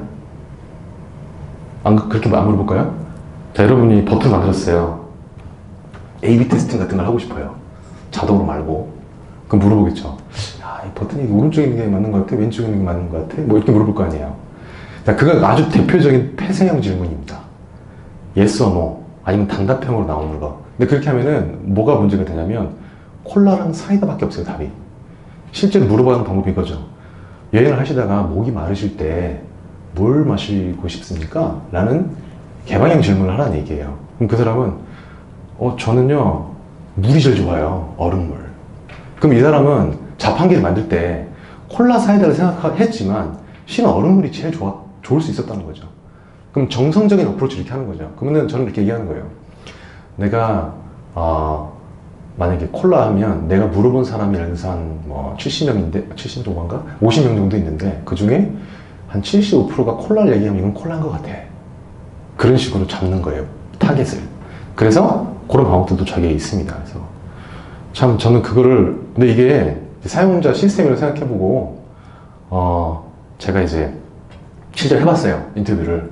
보일러 운전원이셨던 분을 제가 모셔놓고 화상 채팅하면서 인터뷰를 했는데 이제 질문을 이렇게 하는 겁니다. 제가 이제 화면을 다 이제 만들었어요. 코딩까지는 안 했고 디자인 딱 보여준다고 뭐라고 하냐면 뭐가 보이세요? 이렇게 물어봅니다. 지금 보이시는 거를 말씀해 주십시오라고 얘기를 하거든요. 그러면은 고객 입장에서 무슨 생각이 드냐면 얘 봐라 지금 나가지고 장난치나? 이런 생각이 들어요. 한국 정서상 그렇잖아요. 그 사람은 20년 30년 동안 보일러에서 오퍼레이터하는 사람 앞에 앉혀놓고 뭐가 보이십니까? 그리고 우리 또 사전에 만나가지고 이거에 대한 얘기를 굉장히 많이 했던 사람이에요. 굉장히 어려웠어요. 그리고 하시다가 진짜 귀까지 빨개지시고 막 그런 상황이 막 벌어지더라고요. 그러니까 그것도 하는 방법이 되게 조심스럽게 접근해야 되긴 하는데 정말 내가 원하는 다른 답을 위해서는 그런 방법을 정확하게 인지를 하고 좀 트라이 해보는 게 굉장히 좀 중요하다라는 걸 좀 말씀드리고 싶습니다. 그래서, 네, 책이 2권이 남았네요. 이따가 좀 드리겠습니다. 좋습니다. 자, 그렇게 하고 나면 이제 팀 디자인을 할 수가 있어요. 지금 저희가 아까 전에 페르소나 정리했고 다 팀 단위로 했어요. 다 같이 앉아서 했습니다. 롤 구분 없이 페르소나를 그리고 비즈니스 모델 캔버스 그렸고 그 다음에 어떤 그 시나리오도 한번 정의해보고 가정들도 한번 날 해보고 유저 리서치까지 했어요. 그럼 굉장히 많은 걸 배웠겠죠. 학생이 돼 있는 상태입니다. 그러면 프로덕트 디자이너만 디자인하는 게 아니에요. 왜냐하면 전부 다 이해를 같이 하고 있기 때문에 누구든지 좋은 아이디어를 낼 수가 있습니다. 그 실제로 사례인데 보시면 이게 지금 보일러 모양이에요. 여러분 보일러 처음 보시기 때문에 아마 생각하실 텐데 이 그림들은 다 두산 중국 사람들이 그린 겁니다. 저도 이렇게 그렸어요. 왜냐면 이렇게 되지 않을까? 라는 생각이 이미 프레임에 갇혀 있었거든요. 근데 이 그림을 누가 그렸냐면 피버탈 랩스의 앵커였던 개발자가 그린 그림이에요. 그래서 야, 너 왜 안전성이 제일 중요하다며 튜브가 수백 개야. 그중에 제일 뜨거운 걸 알아야 돼 하더니 야, 히트맵을 그리자. 2차원으로 번들이랑 튜브라고 있으니까 여기다 번들 쫙 나래비 쭉 세우고 그 다음에 번들들 놓고 그 다음에 3차원의 효과를 주자. 그래서 이때 당시에는 동그라미 크기가 커지고 짙으면 더 뜨겁고 아니면 아닌 걸로 그 다음에 마우스를 이렇게 올리면 이렇게 툭 트는 거 어떨까? 이게 이제 보팅을 제일 많이 받았어요. 실제로. 그래서 이게 지금 실제로 개발이 된 화면입니다. 그래서 조금 다르긴 하지만 컨셉은 똑같죠. 그래서 동그라미들, 보일러의 튜브들, 번들들, 그 다음에 가장 뜨거운 빨간색이 가장 뜨거운 거예요. 640.8도씨. 굉장히 뜨겁죠. 1000도가 넘어갑니다. 그리고 그 다음에 이거 가지고 부족할 것 같으니까 버튼 누르고 나면은 그 트렌드도 좀 보여주자 라고 해서 그림같이 저희가 여기 구현까지 했습니다. 그래서 제가 이때 당시에는 뭐 개발자 역할도 하고 약간 프로덕트 매니저에 대한 역할도 좀 했는데 컨셉이 뭐냐면 디자이너만 할 필요가 없다는 거죠. 초반에 아이디어를 만들 때 이렇게 나온 걸 가지고 이제 디자이너 분들이 디자인을 하면 되겠지만 그래서 전원이 같이 참여할 수 있다라는 걸 좀 말씀드리고 싶고 그 다음에 자, 디자인이 나와서 아까 유저 리서치를 하기 위해서 이제 인터뷰를 한다고 말씀드렸잖아요. 근데 인터뷰하는 게 쉽지가 않아요. 솔직히 말씀드리자면. 그래서 이제 모의 인터뷰를 합니다. 저희 프로덕트 디자이너고요. 페어링 하던 친구고 이분이 약간 그 피보탈 랩스의 프로덕트 디자이너의 약간 스승 같은 분이에요. 이분이 여기서 보면서 이 사람은 이 데스크에서 일하던 사람이에요. 앉혀놓고 저희가 준비한 질문 리스트를 놓고 이제 물어보는 겁니다. 그러면 이제 어떻게 질문을 하는지, 뭐, 반응을 어떻게 해야 되는지 이런 것들도 보면서 리뷰 및 조언을 해줘요. 그리고 그 저 책에도 써있고, 고객 개발에도 써있지만, 고객을, 엔드 유저를 만나기 전에 반드시 준비를 해야 된다고 얘기를 해요. 근데 아무리 말빨이 좋은 사람이더라도 질문 리스트를 한번 정리를 해보고, 한번 연습을 해보고 가라는 얘기가 있거든요. 그래서 이런 작업도 했고요. 그 다음에 중요한 게 뭐냐면, 저희가 이제 물리적인 상황 때문에 이제 화상으로 했지만, 가장 안 좋은 방법이 뭐냐면은 그 설문조사예요. 설문조사. 보통 근데 설문조사 많이 하시죠. 고객의 반응을 보기 위해 우리는 설문조사합니다. 근데 가장 안 좋은 게 설문조사예요. 두 번째는 편지입니다. 이메일. 왜냐면은 사람이 커뮤니케이션 하는 방법은 실은 말은 서신은 되게 조금이잖아요. 이 몸짓, 표정 이런 거에서 굉장히 많은 걸 배울 수 있기 때문에 최소한 이렇게 얼굴을 보면서 작업하라고 얘기를 하죠. 인터뷰를. 실제로 보면 딱 하다 이 사람이 막 얼굴이 막 붉으시기도 하고 너무 막 재밌게 설명하기도 하고 그렇습니다. 그런 반응도 보고 중요한 건 이 프로토타입을 실제로 제시를 하면서 일종의 실험을 하는 거죠. 고모님 여기 지금 뭐가 보이세요? 이렇게 말씀드릴 겁니다. 맨 처음에는 되게 당황하시더라고요. 하시다가 나중에는 야 이거 뭐 보일러 튜브 몇 번 튜브 같은데 어디가 온도가 뭐 한계치를 넘어서 막 말씀을 하시더라고요. 그러니까 그게 어려울 것 같지만 한번 시작해보면 해볼 만하다. 그리고 이제 반드시 질문 리스트가 있어야 될 것이고 하다 보면 내 생각대로 진행이 안 될 가능성이 있어요. 그런데 아주 흥미로운 얘기가 나올 수가 있습니다. 그러면 이 스크립트 그냥 읽지 마시고 그걸 좀 더 파는 방향으로 가는 게 더 나을 수도 있습니다. 그래서 그런 것들. 그리고 그 인터뷰하는 사람이 필기를 하기 시작하면은 되게 인터뷰하기가 쉽지가 않아요. 그래서 반드시 좀 노트 테이커를 같이 데리고 들어가셔서 하면 좋을 것 같습니다. 그래서 아마 여러분들 지금 뭐 이제 플랫폼 쪽 백엔드 하시는 분도 계시겠지만 아마 고객한테 딜리버리 하는 거랑 서비스나 프로덕트 개발하시는 분도 분명히 계실 거예요. 그러면 이런 어프로치 쓰면 좋을 것 같고 나중에 이제 웹 애널리시스 툴도 붙였거든요. 여러분도 뭐 구글 애널리틱스나 믹스 패널 같은 거 쓰시죠? 네. 그러면은 실은 고객을 보지 않더라도 이 버튼 좀 눌렀다 안 눌렀다 이런 거 나오잖아요. 그죠? 그런 것도 되게 좀 중요한 측정할 수 있는 일종의 방법들이라고 생각하시면 될 것 같아요. 자, 그 다음에 중요한 게 뭐냐면 딱 인터뷰를 하고 났어요. 그러면 바로 공유해야 됩니다. 바로. 이거를 안 하면 실은 까먹고 심지어 그 인터뷰하는 걸 녹화하고 녹음하는 경우도 있거든요. 근데 그걸 바로 전달 안 하면 늘지 않아요. 그게 있다 하더라도. 그래서 바로 공유를 해주시고 그 팀원 분들이 이 싱크가 딱 맞아야 됩니다. 그러니까 신터시스가 이제 뭐 합성 이런 뜻이잖아요. 그래서 배운 것들을 나눠주고 이게 뭐냐면 저희가 화면이 이렇게 생겼는데 인터뷰를 하니까 이러한 피드백이 있었어 라고 해서 붙인 거예요. 네. 그래서 실시간으로 콘텍스트를 스위칭할 수 있게끔 하는 게 굉장히 중요합니다. 자, 좋습니다. 그 다음에 요거는 제가 지금 처음 넣었는데 제 생각에 그 네이버에 디자이너 분들이 되게 많이 계실 것 같은데 여기 뭘 하냐면은 디자인 크리티크를 해요. 비평을 하거든요. 이게 이제 일주일에 한 번 5시간 하는데 하시나요? 하세요? 하는 경우 있나요? 그러니까 굳이 목표라고 하진 않는데 네. 좀 디자이너가 뭘 만들면 개발팀을 같이 얘기를 하거든요. 네네네. 근데 디자이너는 좀 부담스러워하더라고요. 아, 그래요? 네. 그래서 여기는 어떻게 하냐면, 지금 이분이 저희 페어링 했던 디자이너고, 이분들은 피부탈 랩스에 있는 샌프란시스코의 프로젝트 디자인 드린 거예요. 이분들 되게 막 좀 장난스럽거든요? 되게 디자이너분들 되게 좀 가볍게 막 농담도 많이 하고 그러는데, 요거 딱 들어가니까 엄청 진지해지더라고요. 깜짝 놀랐어요. 근데 이게 툴이 뭐냐면 인비전이에요, 인비전. 그래서 스케치로 그 만든 그 어플리케이션을 인비전 앱으로 이제 링크를 주면은 디자이너들이 이렇게 점 넣고 거기다 커멘트 다는 겁니다. 네. 점 넣고, 야, 이거 좀 아닌데? 이 제일 좋은 커멘트가 뭐였냐면, 한 화면에 정보가 너무 많아. 어딜 봐야 될지 모르겠어. 이런 얘기를 하는 거죠. 근데 이분도 비즈니스 도메인 알리지가 없는 분들이잖아요. 그죠? 그러니까 디자이너 분들도, 여러분들도 그러니까 이거를 이렇게 무조건 몇명 모아가지고 하는 그런 게 아니에요. 그냥 일주일에 한 번 디자인 그 크리틱 하는 1시간 시간이 있는데, 요 사람이 그냥, 우리 이번에 한번 보여주고 싶어. 그러면 이렇게 사람들 이렇게 모읍니다. 그러면 페어링 한 짝끼리 이렇게 손잡고 와가지고 요거 하고 가요. 근데 되게 도움 많이 됐습니다. 네. 그래서 이것도 좀 인사이트가 있는 것 같아요. 좋습니다. 잘 들려버립니다. 시간이 벌써 1시간 15분이 흘렀네요. 와. 괜찮습니까, 여러분? 지금? 네. 제가 말을 너무 빨리 하거나 너무 느리게 하거나 그러지 않죠? 감사합니다. 네. 잘 들려버립니다. 이제 개발로 넘어왔어요. 자, 3주 동안 했습니다. 디스커버리 프레임을 한 다음에 그 결과를 쭉 제 방법을 리뷰해서 한 다음에 핵심 기능을 선택을 해요.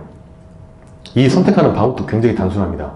동그라미 그린 다음에 2개만 넣어. 여기는 4개. 제일 중요한 거. 그 다음 중요한 건 넥스트에 넣어. 이렇게 했는데, 이게 재밌는 게 뭐냐면, 이 빨간색이, 이거 분홍색이 두산 중공업 사람들이 쓴 거고요. 맞나? 한글이 어디지? 그럴 거예요. 네. 그리고 주황색이, 지금 반대냐 아닌지 모르겠는데, 주황색이 피버탈 랩스가 쓴 겁니다. 자, 보시면, 피버탈 랩스는 도메인 날리지가 없어요. 보려고 알 수가 없잖아요. 근데 이 딱 3주 지난 뒤에 서로가 싱크가 딱 맞아버린 거죠. 지금 이 제품에서 가장 중요한 피처는 히트맵하고 범레야. 이렇게 딱 나옵니다. 그리고 대부분 다 일치가 됐죠. 물론 일치가 안 된 것도 있지만. 그래서 말씀드리고 싶은 게 뭐가 있냐면은, 여러분들 개발 프로세스 제가 정확히는 잘 모르는데 아마 이런 분 계실 거예요. 혹시 지라 같은 거 쓰십니까? 지라 쓰세요? 그 백로그를 누가 쓰세요? 보통? 기획자 쓰시나요? 아니, 개발자 쓰시나요? 팀마다 좀 다르죠? 자, 그러면 어떤 사람이 이런 사람이 있어요. 그 백로그만 받아가지고 개발하는 사람 분명히 있을 거예요. 뭔지 잘 모르겠는데 일단 만들어라. 아무 이해도 안 돼. 그냥 만듭니다. 그 옆에 이제 쓱 누가 와서 물어봅니다. 이거 왜 만드는 거야? 뭐에 붙일 거야? 그러면 딱 그렇게 얘기하죠. 난 잘 모르겠고, 이거 쓴 사람한테 가서 물어보세요. 기획자한테 가서 물어보세요. 전 비즈니스 대해서 일을 잘 못합니다. 뭐 이런 사람이 있어요. 근데 여기는 심지어는 타 회사에 비즈니스 도메인 날리지도 없는 사람인데 우리랑 같은 용어를 써요. 보일러에 보면 뭐 파이널 슈퍼히터 이런 거 있어요. 파이널 리기타 뭐 이런 용어들이 있는데 똑같은 용어를 한 3일째 이후부터 계속 씁니다. 얼핏 들으면 약간 준 전문가 같아요. 그래서 그 얼마나 그 싱크가 잘 맞는지 그런 거에 대해서 좀 생각해 볼 수가 있고, 그 다음에 이 MVP였는데 이게 지금 커런트 튜브에 대한 온도 보여주는 거고, 이건 로그인 기능이에요.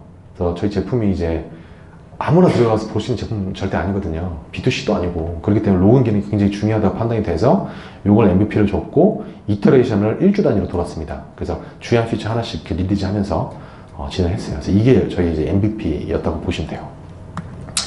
그 다음에 이제 개발 프로세스인데, 자, 제가 다 모여가지고 MVP 정의했죠. 그리고 아까 UI UX 팀 디자인 해가지고 와이어프레임까지 나왔고, PD가 인터뷰해가지고 검증까지 했잖아요. 이 화면이 필요하다고. 그러고 나서 사용자 스토리를 적습니다. 자, 제가 지금까지 사용자 스토리 얘기한 적이 없죠. 자, 여러분들 디자이너 분 계시다 했죠. 자, 디자이너분 디자인 하실 때 사용자 스토리 쓰고 디자인 하십니까? 디자인하고 사용자 스토리 쓰십니까? 보통 네. 그 UX 설계자가 네네. 지금 와이어프레임 같은 걸로 좀 먼저 하나요? 와이어프레임? 틀을 잡아주거든요. 네네네. 디자인은 그거를 보고 이제 포토샵이나 뭐 네네. 그런 툴 가지고 이렇게 좀 더 네네. 같은 게 비교를 해요. 디자인 앞단에서 좀 많이 결정돼 있어요. 그죠. 그럼 앞에서 유저 스토리를 쓸 거잖아요. 피처 리스트도 나와 있을 거고. 그 이미 정의가 되어 있잖아요. 근데 여기는 뭐냐면은 화면이 이미 검증이 된 다음에 사용자 스토리를 적는 거예요. 디파인을. 그러니까 물론 이제 아까 전에 있던 이 박스에 있는 이 정도는 유저 스토리의 이제 타이틀 정도는 되겠죠. 근데 상세상을 쓰진 않습니다. 그 이유가 뭐냐면은 그것 또한 로스라고 생각하는 거예요. 왜냐면 그 기능은 필요가 없을 수도 있으니까. 이 화면은 아예 안 만들 수도 있어 라는 생각이 드는 거죠. 그 순서가 딱 보면은 가장 바꾸기 쉬운 순서대로 얘네들이 작업을 합니다. 그리고 제일 중요한 게 뭐냐면은 코딩하는 행위가 가장 비싸다는 거예요. 가장 바꾸기가 힘듭니다. 자, 종이에다가 제가 그림 그렸어요. 이거 아닌데? 묵 찍고 다시 그리면 되겠죠. 그 다음은 이제 뭐 파워포인트를 한다고 칩시다. 그럼 파워포인트를 만드는 거는 실은 그것도 수정하기가 물론 종이보다 조금 더 걸리겠지만 쉽잖아요. 근데 그거를 디자인 툴로 디자인했어요. 그것도 조금 쉬울 수 있겠죠. 근데 그거 퍼블리싱 작업했는데 코딩까지 다 했습니다. 근데 바꿔야 돼요. 그건 만만한 작업이 아니잖아요. 그죠? 버튼 하나 위치만 바꾸더라도. 물론 이제 굉장히 많은 사람들이 그게 간단하다고 생각하죠. 근데 그렇지 않은 거는 우리 다 알고 있지 않습니까? 얘네들은 그걸 잘 아는 거예요. 코딩 자체가 가장 비싸다라는 걸 알고 있는 겁니다. 그래서 최후로 미룹니다. 어차피 바꿔야 될 수도 있는 거라면 코딩 안 합니다. 그게 어떻게 보면 핵심이에요. 효율입니다. 예. 그래서 처음에 좀 답답했어요. 아니 우리는 최소한 3개월 뒤에 뭐가 나야 될지 정확히 알아야 되는데 보고도 해야 되고 물어보면 야 뭐 어디까지 할 수 있겠어? 그랬더니 모르는데? 그거는 필요 없는 걸 수도 있어. 네가 생각하는 엔드 이미지 그거 안 나올 수도 있어. 실제로 하다가 집에 간 고객도 있대요. 이거 하려고 왔는데 하다 보니까 아니네? 우리 다시 올게 하고 가는 고객도 있대요. 진짜로. 한국 사람들도 못하겠죠 솔직히. 그 임원한테 한 5, 6억 딱 땡겨가지고 3개월 딱 출장 왔어요. 그래서 한 3주 해보니까 정보가 너무 없어서 개발을 못할 것 같아. 집에 갑니까? 그냥 하겠죠. 뭐라도 하겠죠. 근데 하여간 그렇더라고요. 그래서 보시면 이제 디스커버리 앤 프레임을 하고 나온 그 개발 분량이 한 2, 3주치 정도밖에 안 돼요. 그걸 가지고 이터레이션을 돌리기 시작합니다. 그러면 4주 차는 뭐예요? 그 유저 리서치, 디스커버리 앤 프레임을 했던 그 행위들 있죠. 와이어프레임 만들고 고객이랑 인터뷰하고 그거를 패러럴하게 프로덕트 매니저랑 디자이너가 앞서서 합니다. 그래서 앞으로 2, 3주 뒤에 개발할 백로그들을 계속 디파인을 해요. 대신 그 백로그에는 그래서 디파인을 하고 그게 좀 다른 거죠. 자, 일주일짜리 하는데 사용자 스토리가 다 작성된 건에 대해서만 이터레이션 플래닝 미팅할 때 에스티메이션을 하고 개발한 다음에 인수 테스트를 프로덕트 매니저가 합니다. 사용자 스토리를 작성한 사람이 인수 테스트예요. 이게 되게 중요한 거거든요. 여러분 혹시 테스터 따로 있나요? 따로 있어요, 테스터? 있는 조직도 있고 없는 조직도 있죠. 네. 여기는 내가 사용자 스토리를 디파인한 사람이 사용자 스토리에 인수 테스트 조건을 넣고요. 무조건 given when then으로 넣습니다. 이 화면 줬을 때 네가 이거 하면 이렇게 나와야 돼. 그 다음에 그거를 개발자들이 테스트 케이스에 넣어요. BDD 형태 스펙으로 만듭니다. 그 테스트 케이스 자동으로 돌면은 유닛 테스트 돌면서 그 테스트 케이스가 돌거든요. 그 다음에 인수 테스트를 PM이 직접 합니다. 물론 빠뜨린 것도 있잖아요. 사이드 이펙트도 있을 거고. 그러고 나서 이제 회고합니다. 그래서 스크럼이랑 보면은 리뷰라는 개념이 없죠. 왜냐면 얘는 컨티뉴스 딜리버리가 되기 때문에 실시간 리뷰예요. 소스 코드가 바뀌면 자동으로 빌드 프로세스가 돌고 실제로 현장까지 딜리버리가 되게끔 그렇게 돼 있습니다. CI/CD 파이프라인이 있죠.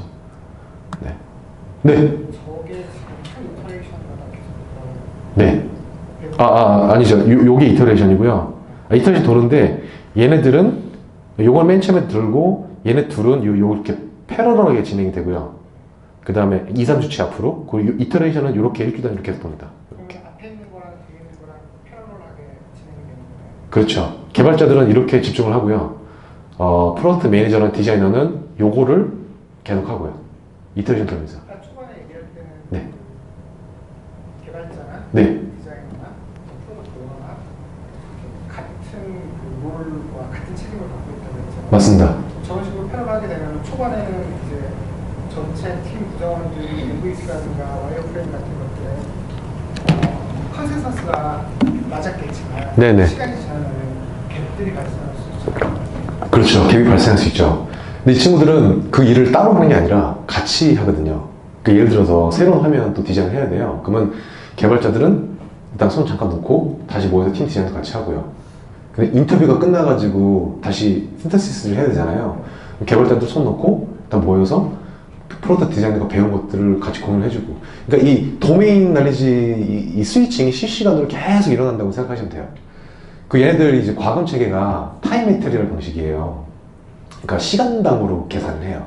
그래서 맨 처음에 이제 이 정도 투입되겠네요 하지만 실제로 투입되는 거는 하루에 7.5시간 아니면 3시간일 수도 있고 뭐 이렇게 막 바뀌거든요. 근데 얘네가 떠나기로 결정을 하는 경우가 있잖아요. 다른 프로젝트에 투입된다거나 아니면 개인 사정이 발생하거나 그러면 얘는 인수인계가 없어요. 그 다음날 바로 나갑니다. 왜냐하면 이미 다 싱크가 맞아져 있거든요. 그거 제가 개발자 쪽에서 좀 더 말씀드릴 텐데, 얘네들이 또 페어링을 하는 이유 중에 하나가 그겁니다. 서로 배운 걸 계속 공유하는 거죠. 네. 개발자 입장에서는 네. 개발자는 이터레이션 3의 피처들을 개발하고 있는데 네. 뭔가 이제 지금 이터레이션에서는 개발 안 할 거지만 네. 다음 이터레이션으로 넘어올 것들을 이제 리뷰하는 작업은 계속 같이 하는 거죠. 개발 중에서 같이. 맞습니다. 네, 맞습니다. 그리고 아무래도 프로덕트 매니저랑 디자이너가 또 기술적인 난리지가 좀 부족할 수도 있잖아요. 그러면 당연히 개발자 쪽에서는 기술적인 어드바이스를 당연히 줄 수밖에 없고요. 그러면 네. 여기 구성원들은 물리적으로 같은 팀이에요? 아니면 버추얼 팀? 그러니까 제품 개발 시작되면은 거기는 그냥 하나의 물리적으로 같은 자리에 있고요. 근데 어떤 경우에는 원격지에 사람이 있기도 하더라고요. 근데 한국처럼 팀이 뭐 무슨 팀 이렇게 나눠져 있지는 않아요. 그냥 롤만 있어요. 롤만 있습니다. 롤만 있고 프로젝트 생기면은 아까 클라이언트 내정 정도의 시니어 레벨의 사람들이 그 적당한 사람을 이렇게 뽑아가지고 만들어주고 그 상태로 계속 운영이 됩니다. 그래서 크로스 펑셔널 팀이 계속 유지가 되는 거죠. 네. 좋습니다. 그래서 그림으로 보자면 제일 처음에 아까 포스트잇으로 유저 스토리에 대한 타이틀 정도가 나오면 그거 가지고 와이어프레임을 손으로 그리는 거예요. 충분하죠. 그리고 이걸 가지고 테스트를 하는 거죠. 실제로 이제 모컵 툴도 되게 많잖아요. 여러분도 아마 쓰시는 게 있을 건데 네이버에 툴이 하나 있죠. 모컵 툴 아닌가요? 이제는 뭐 하나 들어봤던 것 같은데? 뭐 하나 있었죠? 프로토 나가고 있었는데 아, 이제는 안 씁니까? 예, 있었던 것 같아요. 저도 기억이 나는데 그런 툴도 써가지고 좀 고수준의 이제 모컵을 만들 수 있겠죠. 그래서 고객한테 검증이 완료가 되면은 유저 스토리를 써요. 자, 유저 스토리는 타이틀 쓰고요. 제목. 그 다음에 디스크립션에다가 조금 더 상세하게 쓰면서 유저가 갖는 가치를 씁니다. 요거 좀 어려워요. 이게 파이널 슈퍼히터 최종 과열기의 튜브 메탈 온도를 보여줘야 돼. 근데 그렇게 되면 사용자는 가장 뜨거운 튜브가 뭔지를 잘 알 수 있을 거야 라는 가치를 쓰는데 이게 생각보다 어렵습니다. 한번 생각해 보시면 여러분들 지금 만들고 있는 버튼이 왜 있는지 한번 다시 생각해 볼 수 있는데, 그 다음에 이게 이제 인수 테스트 조건입니다. 기본 when then이 항상 들어가요. BTC 로그인을 하면 최종 과열기 페이지가 열리고 거기 가면은 모든 튜브에 대한 그 템퍼레이처를 컬러 베이스로 볼 수 있어야 돼. 뭐 이런. 그리고 우리가 설정한 타겟 온도를 넘었는지 안 넘었는지를 쉽게 알 수 있어야 돼. 이런 내용들이 있습니다. 그리고 이걸 개발하려면 개발자 입장에서 타겟 온도는 스레스로드는 몇 도야 이런 정보들이 필요하겠죠. 그런 대부 노트가 있는 경우에는 옵션으로 추가할 수도 있고요. 디자이너한테도 어떤 노트를 좀 추가할 수도 있습니다. 그래서 요거는 옵션인데 여기까지는 필수로 좀 해야 됩니다. 그래서 요렇게 항상 유저수를 쓰고, 제일 중요한 게 뭐냐면 이미 화면이 검증되어 있기 때문에 어태치먼트에 화면이 반드시 있어요. 클라우드 툴을 쓰고 있다면 URL이 붙어 있고, 그래서 개발자는 유저 스토리를 볼 때 화면이랑 항상 같이 볼 수가 있는 거예요. 그래서 미스커뮤니케이션을 굉장히 줄 수 있겠죠. 그 다음에 유저 스토리 라이팅하는 부분인데, 이거는 이제 피보탈에 보면 피보탈 트래커라는 툴이 있어요. 지라랑 비슷한 툴이라고 보시면 돼요. 근데 지라랑 가장 큰 차이점은 뭐냐면 지라를 쓰면은 스크럼 쓰시나요? 칸반 쓰세요? 스크럼 쓰세요? 지라에 보면은 요즘 분들 네. 스크럼을 더 많이 썼던 것 같아요. 예. 그러면 스프린트 플래닝 하시잖아요. 그러면 며칠부터 며칠까지가 뭐 스프린트 몇인데 제품 백로그 중에 이미 디파인 되는 백로그 중에 이렇게 스프린트로 드래그 앤 드랍해서 옮긴 다음에 스프린트 스타트 버튼 딱 누르면 시작되고 번다운 차트 그려지기 시작하고 막 그렇게 되거든요. 근데 실제로 되게 불편해요. 그 스크럼 하다가 안 하는 사람들 보면은 스크럼에도 굉장히 비효율적인 게 많아요. 뭐냐면 프로덕트 백로그를 미리 디파인을 다 해야 되고요. 에스티메이션을 이미 다 해야 됩니다. 스크럼. 그런 게 좀 있어요. 근데 얘네들은 보면 프로토 백로그 전체를 디파인 아예 안 하거든요. 그렇잖아요. 2, 3주치 정도의 스토리만 디파인 할 뿐이에요. 그래서 어떻게 되냐면 그 제목들은 여기 이제 아이스박스에다 쭉 넣어놔요. 그 다음에 디파인 다 된 거는 왼쪽으로 옮기는데 이게 백로그 이게 커런트잖아요. 얘 보시면 8이라는 숫자가 있습니다. 8. 이게 뭐냐면 얘네들 벨로시티예요. 그러니까 개발팀은 개발 속도가 천차만별이잖아요. 똑같은 개발팀도 어떤 상황 때문에 개발 속도 떨어질 수도 있고 올라갈 수도 있거든요. 사람도 투입될 수도 있고. 그리고 에스티메이션 말 그대로 추정치기 때문에 그게 정량적인 숫자가 아니거든요. 이거 2시간 할 거예요. 2시간 만에 안 될 수도 있고 그렇잖아요. 그래서 저희는 스토리 포인트를 이제 그 소프트웨어 복잡성으로 이제 측정을 했거든요. 조금 이따 조금 더 자세히 말씀드릴 텐데, 그러면 한 2, 3주치 백로그 이렇게 쳐낸 걸 보니까 얘네가 평균적으로 봤을 때 한 8포인트 정도 쳐내는 거죠. 그걸 피부터 트래커가 자동으로 계산해줘요. 그래서 디파인 된 백로그를 왼쪽으로 넘기면 지가 알아서 이렇게 슬라이싱을 딱 합니다. 그래서 지금은 이번 이터레이션은 얘는 무조건 일주일이니까 야, 9월 21일까지는 요거 해야 돼. 다음번 이터레이션은 요거 할 거야. 이게 자동으로 딱 분배가 돼요. 그러면은 예를 들어서 이게 여기에 최소한 2, 3주치의 백로그가 있어야 될 거잖아요. 이게 만약에 부족해지면 이제 프론트 매니저랑 디자이너는 일이 더 바빠지는 거죠. 여기 있는 것도 빨리 꺼내가지고 화면 디자인해서 빨리 검증하고 집어넣고. 그래서 시작하면은 개발자가 시작 들어가면 스타트 버튼 누르고 그 다음에 피니시 누르고 딜리버리 한 다음에 PM이 인수 테스트를 한 다음에 액셉트 버튼 누르거나 리젝트 하는 사이클로 이렇게 사용을 합니다. 그래서 이거 한번 써봤는데 괜찮아요. 예, 저는 되게 괜찮게 썼어요. 그래서 이게 제가 라이센스 정확히 잘 모르겠는데 아마 한 개 프로젝트는 공짜로 쓰시던가 그럴 거예요. 클라우드 베이스거든요. 그래서 이거 유튜브에도 동영상 많이 있습니다. 그래서 한번 보시면 좋을 것 같습니다. 잘 만들었어요. 네. 근데 자기네들 프로세스 완전히 최적화 시킨 거죠. 얘네들 대단합니다. 그 다음에 이제 이터레이션 플래닝 미팅을 하는데 아까 말씀드렸다시피 2, 3주치의 백로그만 추정을 해요. 추정. 그래서 그 전원이 다 모여서 IPM을 하지만 개발자만 이제 추정에 참여를 하고요. 구현 복잡도에 따라서 이거는 룰은 없어요. 근데 저희는 그냥 0, 1, 2, 3으로 아주 간단하게 했습니다. 0은 뭐 하면은 뭐 바로 할 수 있을 것 같은 거, 1은 뭐 한 반나절, 2는 한 뭐 하루나 이틀, 3은 잘 모르겠는데 3은 다시 쪼개고 이렇게 그런 식으로 이제 했습니다.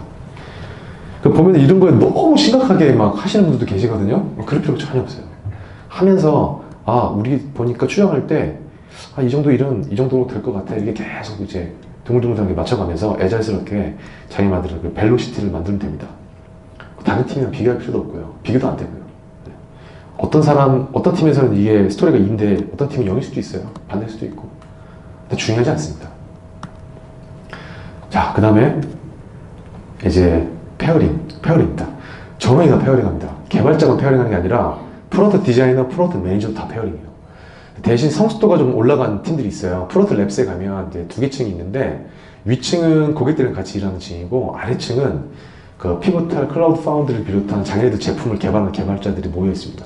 거기는 이제 굉장히 빨리 돌아가죠. 근데 거기는 프로덕트 매니저는 보니까 페어링 안 하더라고요. 한 명 있고 프론트 디자이너가 1페어나 2페어 정도 들어가 있고 개발자가 많은 데는 뭐 10페어도 들어있더라고요. 그럼 프론트 매니저가 계속 유저스를 써야겠죠. 엄청나게 많은 백로그를 계속 정의해야겠죠. 근데 보통은 저희 같은 경우는 세 사람이 갔으니까요. 제가 볼 때는 이상적인 거는 프로덕트 매니저 1명 내지는 1페어, 프로덕트 디자이너는 한 1페어에서 2페어, 개발자는 한 3에서 한 5페어 정도면 적당한 팀 크기인 것 같아요. 그래서 10명, 많아야 12명. 근데 거기보다 더 많아지면은 커뮤니케이션도 너무 높습니다. 그래서 쪼개는 게 맞는 것 같아요. 그리고 중요한 게 TDD. 진짜 TDD를 목숨처럼 해요. 근데 얘네들 보면은 개발자들이 롤이 안 나눠져 있습니다. 예를 들어서 프론트엔드 개발자, 백엔드 개발자 없고요. 뭐 iOS 개발자, 앱 개발자, 웹 애플리케이션 개발자 안 나눠져 있어요. 얘네들은 기술에 별로 그 디펜던시가 없어요. 그렇다고 해서 뭐 잘한다고 하는 게 아니라, 근데 그게 가능한 이유는 뭐냐면은 일단 전원이 다 일단 TDD는 머릿속에 들어가 있어요. 무조건 테스트 케이스를 짜야 돼요. 일단 안전장치 하나 걸고 들어가는 거죠. 그리고 제가 되게 재밌는 경우가 있었는데 저희가 이제 웹 애플리케이션 개발을 했거든요. 근데 한 번은 개발자 화면 나가면서 갑자기 iOS 앱을 만드는 사람을 저희한테 넣어줬어요. 그 클라이언트 레전드 가가지고 지금 뭐 하는 거야? 지금 우리 웹 애플리케이션 만들고 있는데 왜 iOS 개발자를 넣어놨어? 그랬더니 그 사람이 일단 피보탈 랩에서 가장 오래된 베테랑이기 때문에 일단 넣고, 첫 번째는 왜냐면 저희는 문화를 프로세스 배웠기 때문에. 두 번째는 너희도 돌아가면 그 기술을 모르는 사람한테 전파해야 되지 않겠니? 메이크 센스 한데 열받더라고요. 그래서 한 3일 뒤에 이 친구는 안 되겠습니다 그걸 내보내긴 했는데, 근데 어쨌든 자신감이 충만합니다. 자신감 충만해요. 그렇다고 해서 개발 실력이 뛰어나다? 저는 그렇게 생각 안 해요. 제가 볼 때는 여러분들이 훨씬 그 기술적으로나 더 낫다고 볼 수도 있을 것 같아요. 대신 다른 점은 페어링과 TDD입니다. TDD를 제가 했던 거 잠깐만 간단하게 설명드릴게요. 특히 개발자분들이 계시니까 말로 설명하기보다는 약간의 코드를 가미해서. 보시면 단순한 웹 어플리케이션입니다. 그죠? 엔드 유저가 있고요. 사용자가 있고, 여기 웹 브라우저가 있을 거고, 프론트엔드 쪽에 단순한 그냥 HTML5에 자바스크립트, CSS3도 되어 있는 겁니다. 저희는 그때 백본 뷰 썼었고요. 그 다음에 그 RxJS를 썼어요. 리액티브 개념을 써가지고 프론트엔드 구성했고, 백엔드는 이제 스프링 MVC를 썼는데 그냥 JDBC 있었습니다. 그 스프링 데이터 쓰려고 그러니까 걔네들이 나 그건 몰라, 그냥 JDBC로 가자 그러더라고요. 얘네들 되게 웃긴 게, 우리가 그러니까 저희 한국 개발자들 보면은 좀 추상화 레벨이 높은 오픈 소스들을 잘 배워가지고 쓰려고 하는 의지가 되게 강하잖아요. 근데 얘네들은 약간 반대예요. 그러니까 추상화 레벨이 너무 높으면 쓰는 걸 부담스러워합니다. 왜냐면 너무나 많은 매직들이 들어있기 때문에. 저희가 맨 처음에는 앵귤러를 쓰면 어떨까 싶었는데 앵귤러를 안 쓰더라고요. 그래서 그거 왜 안 써? 그랬더니 There are too many magic 그러더라고요. 내가 그걸 이해하지 않는 이상 나는 그걸 쓸 수가 없다 얘기하더라고요. 그래서 야, 그래, 너 멋지다. 그래서 이렇게 해서 좀 했고요. JDBC 코드는 진짜 안 쓰고 싶었는데, 어쨌든 그렇습니다. 그래. 좋아요.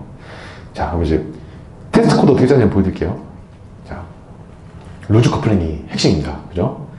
TDD는 테스트 방법이 아니라 설계 방법이라고 얘기를 많이 하죠. 그래서 보면 일단 레파지토리 테스트를 합니다.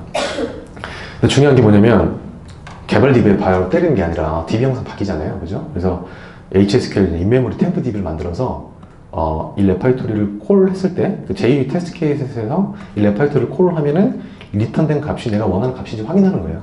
간단하죠? 그래서 이런 DDL 문 있죠? 크리에이트 테이블 문이 있고, 잘 보입니까? 잘 안 보이죠? 다행이에요. 네. 그래서 여러분들 뭐 코드 리뷰를 받는 느낌이어서 크리에이트 테이블이 있고, 그 다음에 이제 인서트 구문에다가 제가 의도하는 테스트 데이터를 넣습니다. 항상 내가 원하는 데이터가 들어가겠죠. 그 다음에 이제 JUnit 테스트 케이스에서 이렇게 호출을 하는 거죠. 그래서 레파지토리를 호출을 하고 내가 원하는 조건을 집어넣었을 때 내가 집어넣었던 이 값이 제대로 매핑이 되는지 확인을 하고, 다른 조건을 줬을 때 이 데이터가 안 들어오는지 이렇게 테스트합니다. 단순하죠, 그죠? 자, 그 다음에 이제 MVC입니다. 그래서 MVC죠, 컨트롤러 쪽에. 자, 컨트롤러도 이 레파지토리를 호출하는 게 아니라 페이크 레파지토리를 호출합니다. 그러니까 중요한 거는 이 컨트롤러를 테스트하는 거지, 이 전체 기능을 테스트하는 게 아니고, 그리고 MVC 컨트롤러를 테스트하는 게 아니에요, 그죠? 컨트롤러 안에 있는 내가 생각하는 로직을 검증하기 위한 거지. 그래서 mock MVC를 만들어서 컨트롤을 호출한 다음에 내가 그냥 가라 데이터를 넣은 페이크 레파지토리를 호출해서 리턴되는 값이 내가 생각하는 제이슨 포맷으로 리턴되나, 이렇게 테스트 케이스를 짰었습니다. 그래서 그 스프링 테스트 케이스 쓰는 거죠. 뭐 컨테이너 올릴 필요 없이 테스트 케이스만 돌면은 그 MVC 컨트롤러 호출할 수 있으니까요. 그래서 mock MVC 서브젝트를 만든 다음에 여기 보면 이제 URL 집어넣고, 내가 원하는 데이터 집어넣고, 여기 보면 이제 페이크 레파지토리가 있죠. 이 페이크 레파지토리를 그 생성자 주입 방식으로 주입을 시킨 다음에 이 컨트롤러에서 값이 제대로 오는지를 확인하고, 제가 미리 정의한 JSON 파일과 똑같이 매핑이 되는지를 확인합니다. 그래서 보통 프론트엔드랑 백엔드랑 나눠서 개발하시죠. 풀스택 지향하시나요? 뭐 그것도 팀마다 좀 다르실 것 같은데, 굳이 서로가 없더라도 테스트할 수 있는 그런 테스트 케이스는 작성할 수 있다, 뭐 이런 얘기고요.